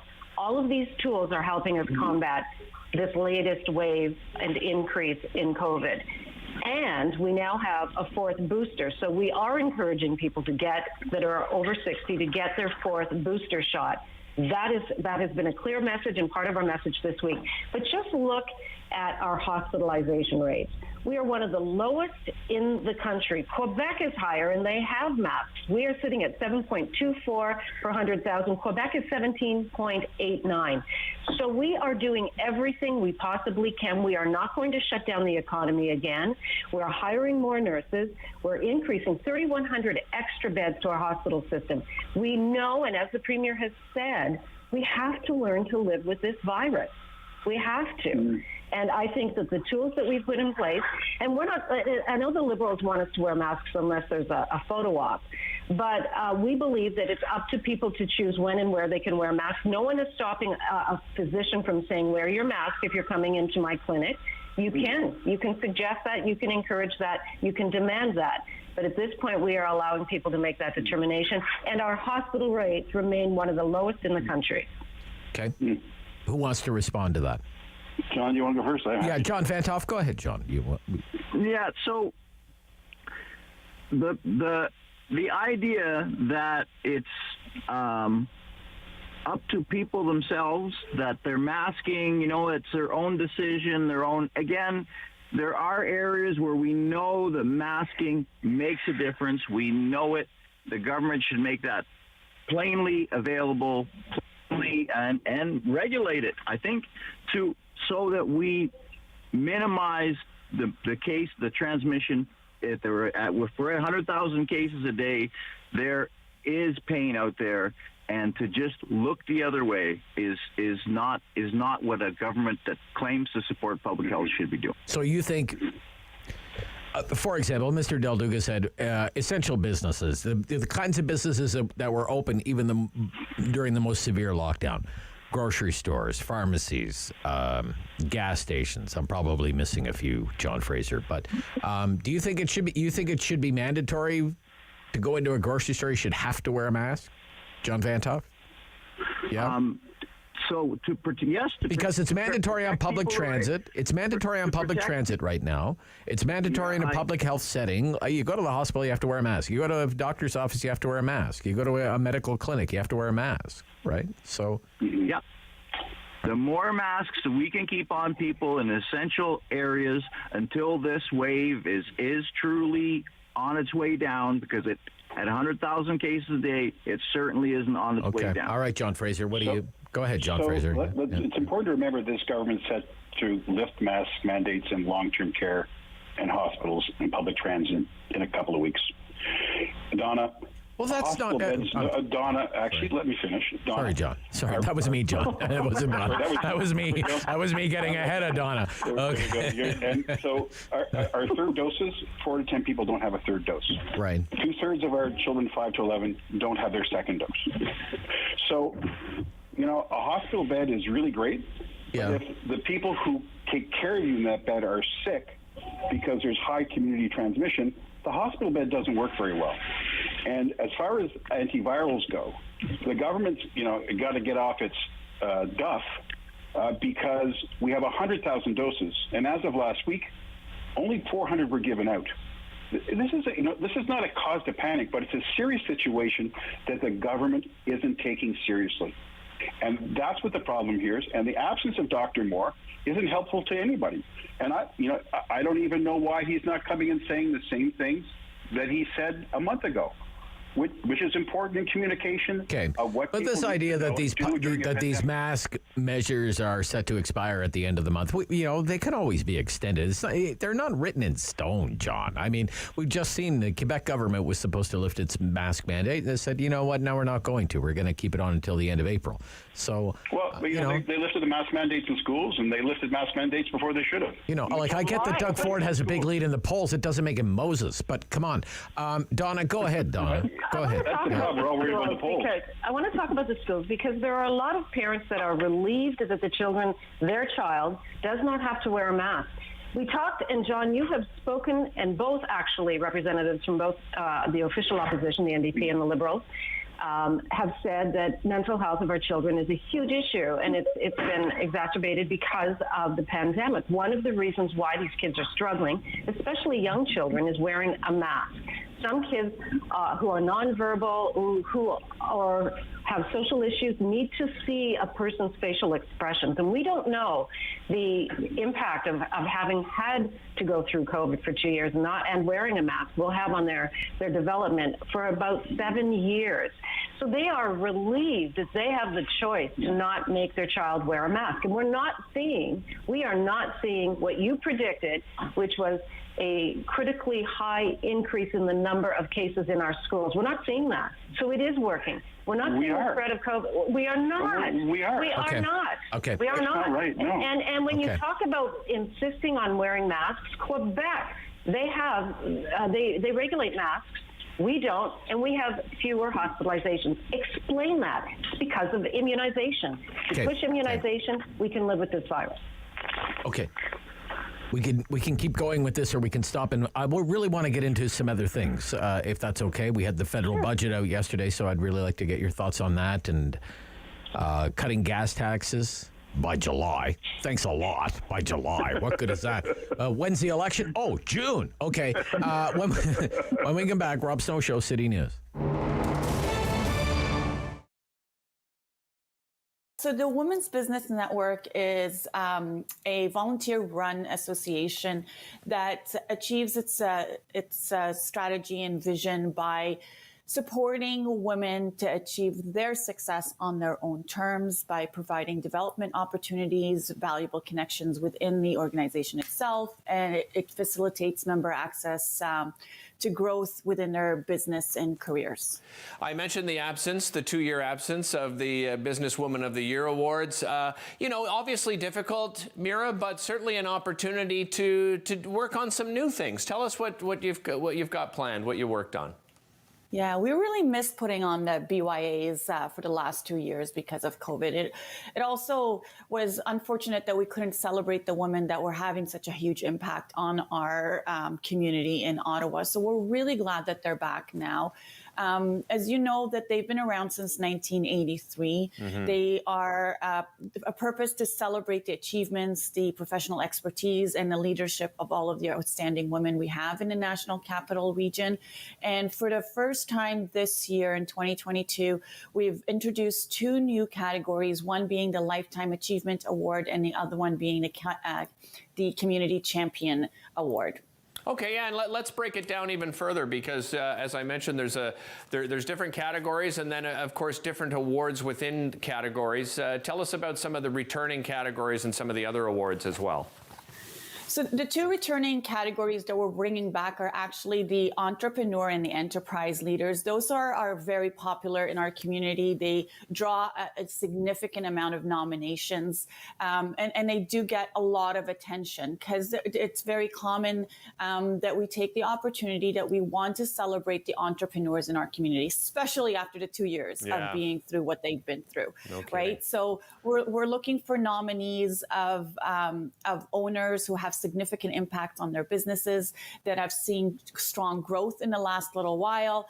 And one of the things that we did do to revamp this award was we dissected it into 3 subcategories based on the term that the individuals have been in business for. So you've got from startups that have been around for 1 to 3 years, then we've got the emerging entrepreneurs 3 to 7, and the established entrepreneurs for 7 years and above. So there's really going to be 3 awards or 3 winners within the entrepreneur category itself. And then we've got the Enterprise Leader Award that's also come back. And this is an opportunity for organizations to nominate individuals within their business that display exceptional leadership attributes, positively impact the environment. Opinions. The Rob Snow Show returns on Rogers TV and City News. 101.1 FM and 1310 AM. All right, back to it. Part 2, Queen's Park Weekend Review with Donna, Skelly, Progressive Conservative MPP, John Vanthof, New Democrat MPP, and John Fraser, Liberal MPP. We're about $1.64 a litre here in the Ottawa area today for regular. It's John Vanthof. I don't know, where are you in Cobalt today, John? Or no, I haven't made it home yet. You haven't made it home yet. Parking lot in Powassan, but I actually don't know what the price is in New Liskeard, but I know because I was talking to my colleague in Kapuskasing, $1.94 this morning in Kapuskasing. $1.94. Well, it's the Progressive Conservatives to the rescue. Okay, they're going to cut the gas tax in July. Thanks a lot, Donna. Thank you. In July. What good do you do me? What good are you doing me cutting gas taxes by July? No, this is not Thanks for coming out. This is the reason why we have to postpone it until July is obviously it takes a while to move through the system. It's a very, very, very complex system. If we could introduce a 6-7% or 6 cent per liter reduction in the price of gas before the election, do you not think we would have done it? It would have been a great perk. At least we're doing it. Talk to the other parties and you'd have an issue. I love the honesty, Donna. It's true. We've got the Liberals that are saying, let's introduce it. Let's increase the carbon tax on April 1st. Increase the price of gas, not decrease the price of gas. The Liberals and the NDP will do absolutely anything they possibly can to make drivers get out of their vehicles because they hate cars. That is true. And it's true. They don't want to build roads, and they love high carbon taxes. Yep, and big fat checks for rich people so they can buy electric cars, Donna. Don't forget about that. Yep. Don't forget about that. Okay. Who wants in there? Who wants in there? I'm ready to go. Go, John. You go ahead. Thanks a lot, John. Well, look, kind of here's the history. Doug Ford said at the time of the last election, I'm going to reduce your hydro rates by 12%. Mm-hmm. They went up by 4%. You really want to talk about hydro rates, John Fraser? Like, really? The Liberals are going to talk about hydro rates? The Liberals are going to talk about hydro rates? No, but that's what he said. But that's what he said. He promised 12%. And we have. They've gone up 4%, Donna. People are looking at their hydro bills right now, Donna, and saying, no, Donna, they haven't gone down, they've gone up. Okay, one at a time. Let's listen to John. Let's listen to John Fraser one at a time. They got up. Look at your hydro bill. I don't know if you see it. Look at your hydro bill. It's gone up. My hydro bill's gone up. It hasn't gone down. The 20% income tax cut that the Premier promised in 2018, it never happened. Bucket of beer happened, and then it fizzed out. And now, just before the election, the Premier's saying, now get this, I'm going to cut your gas tax that I promised I was going to do, but I'm not going to do it till after the next election, and I'm going to only do it for 6 months. How does that help people in the long term? And the other thing is, you're in such a rush with this bill, you've done nothing to prevent the gas companies from gouging back that 5.7 cents like they always do. I don't know. Jason Kenney's government cut the provincial sales tax. They got rid of the provincial sales tax again on a temporary basis. And there was a report on the news the other day. The gas prices dropped by 10 cents a liter. Because there were predictions that the gas companies would do exactly that. They would just, scoop it up, right? So take a look at how much gas has dropped. No, they did that. They did that. Anyway, yeah. John Vanthof, what do you think about this? The promise to lower the gas tax by July. So if the Ford government had wanted to do it, they would have. You think they wouldn't have? Well, they promised to do it before the last election, right? So, and there is a problem with. So right after a gas tax is temporarily lowered, you'll see it, but. You know what? We in Northern Ontario, when we are paying $1.90 or $1.94, we are wondering where that extra 25 cents is. and if it's such a complicated thing to do, then why are we only doing it for 6 months? Right? If it's that complicated and it's that much hassle for everybody to do. And you know what? And it's always amazing that when the price of gas goes up, the price of crude goes up, it happens immediately at the pipes. Yeah. But when the price of crude goes down, it has to go through the system because it's so complicated. Yeah. You know what? Yeah, my dad used to say the price of gas takes the escalator up and the stairs down. That's the way it works with the price of gas. Exactly, and the Ford government's kind of doing the same thing with this potential gas tax reduction. All right, Donna, go ahead, Donna. I find your comments both so insulting to the average Ontarian, because you can laugh that it's only coming in until July. John, your federal counterpart is increasing the price of gas. True. This isn't funny anymore. People cannot afford. Yeah. The inflation is out of control. He's the grand poobah liberal. He raised the gas tax. Anything we do is put money in their pocket. It's not a joke to some people who cannot make ends meet. And you're doing it for 6 months. It's a joke, Donna. No, it's not. When you increase the price on April Fool's Day, do something that lasts. Yeah. Well, and Donna promised to increase it every year until the year 2030, until it hits $170 a ton. That's their promise, right? So I mean, you can't relate to the average Ontarian. Your policies are so, you cannot relate to the average Ontarian. You drove hydro prices out of control, which drove jobs. It's because John Fraser has a massive trust fund. Have you seen the car he drives? Have you seen John's car? All of the Liberals. How much did you pay for that Corolla, John? I paid $365 for it. All right, look, we only have a few minutes left. It's too bad we don't have a lot of time to talk about the federal budget, but it's a Liberal budget, so it's tax, spend, raise taxes, spend a lot of money, run a big deficit. Same old from that guy. Anyway, who wants to say something nice about Kathleen Wynne? I think I will. Okay. I will tell you, I got into politics because of policies that she brought in. I didn't like them.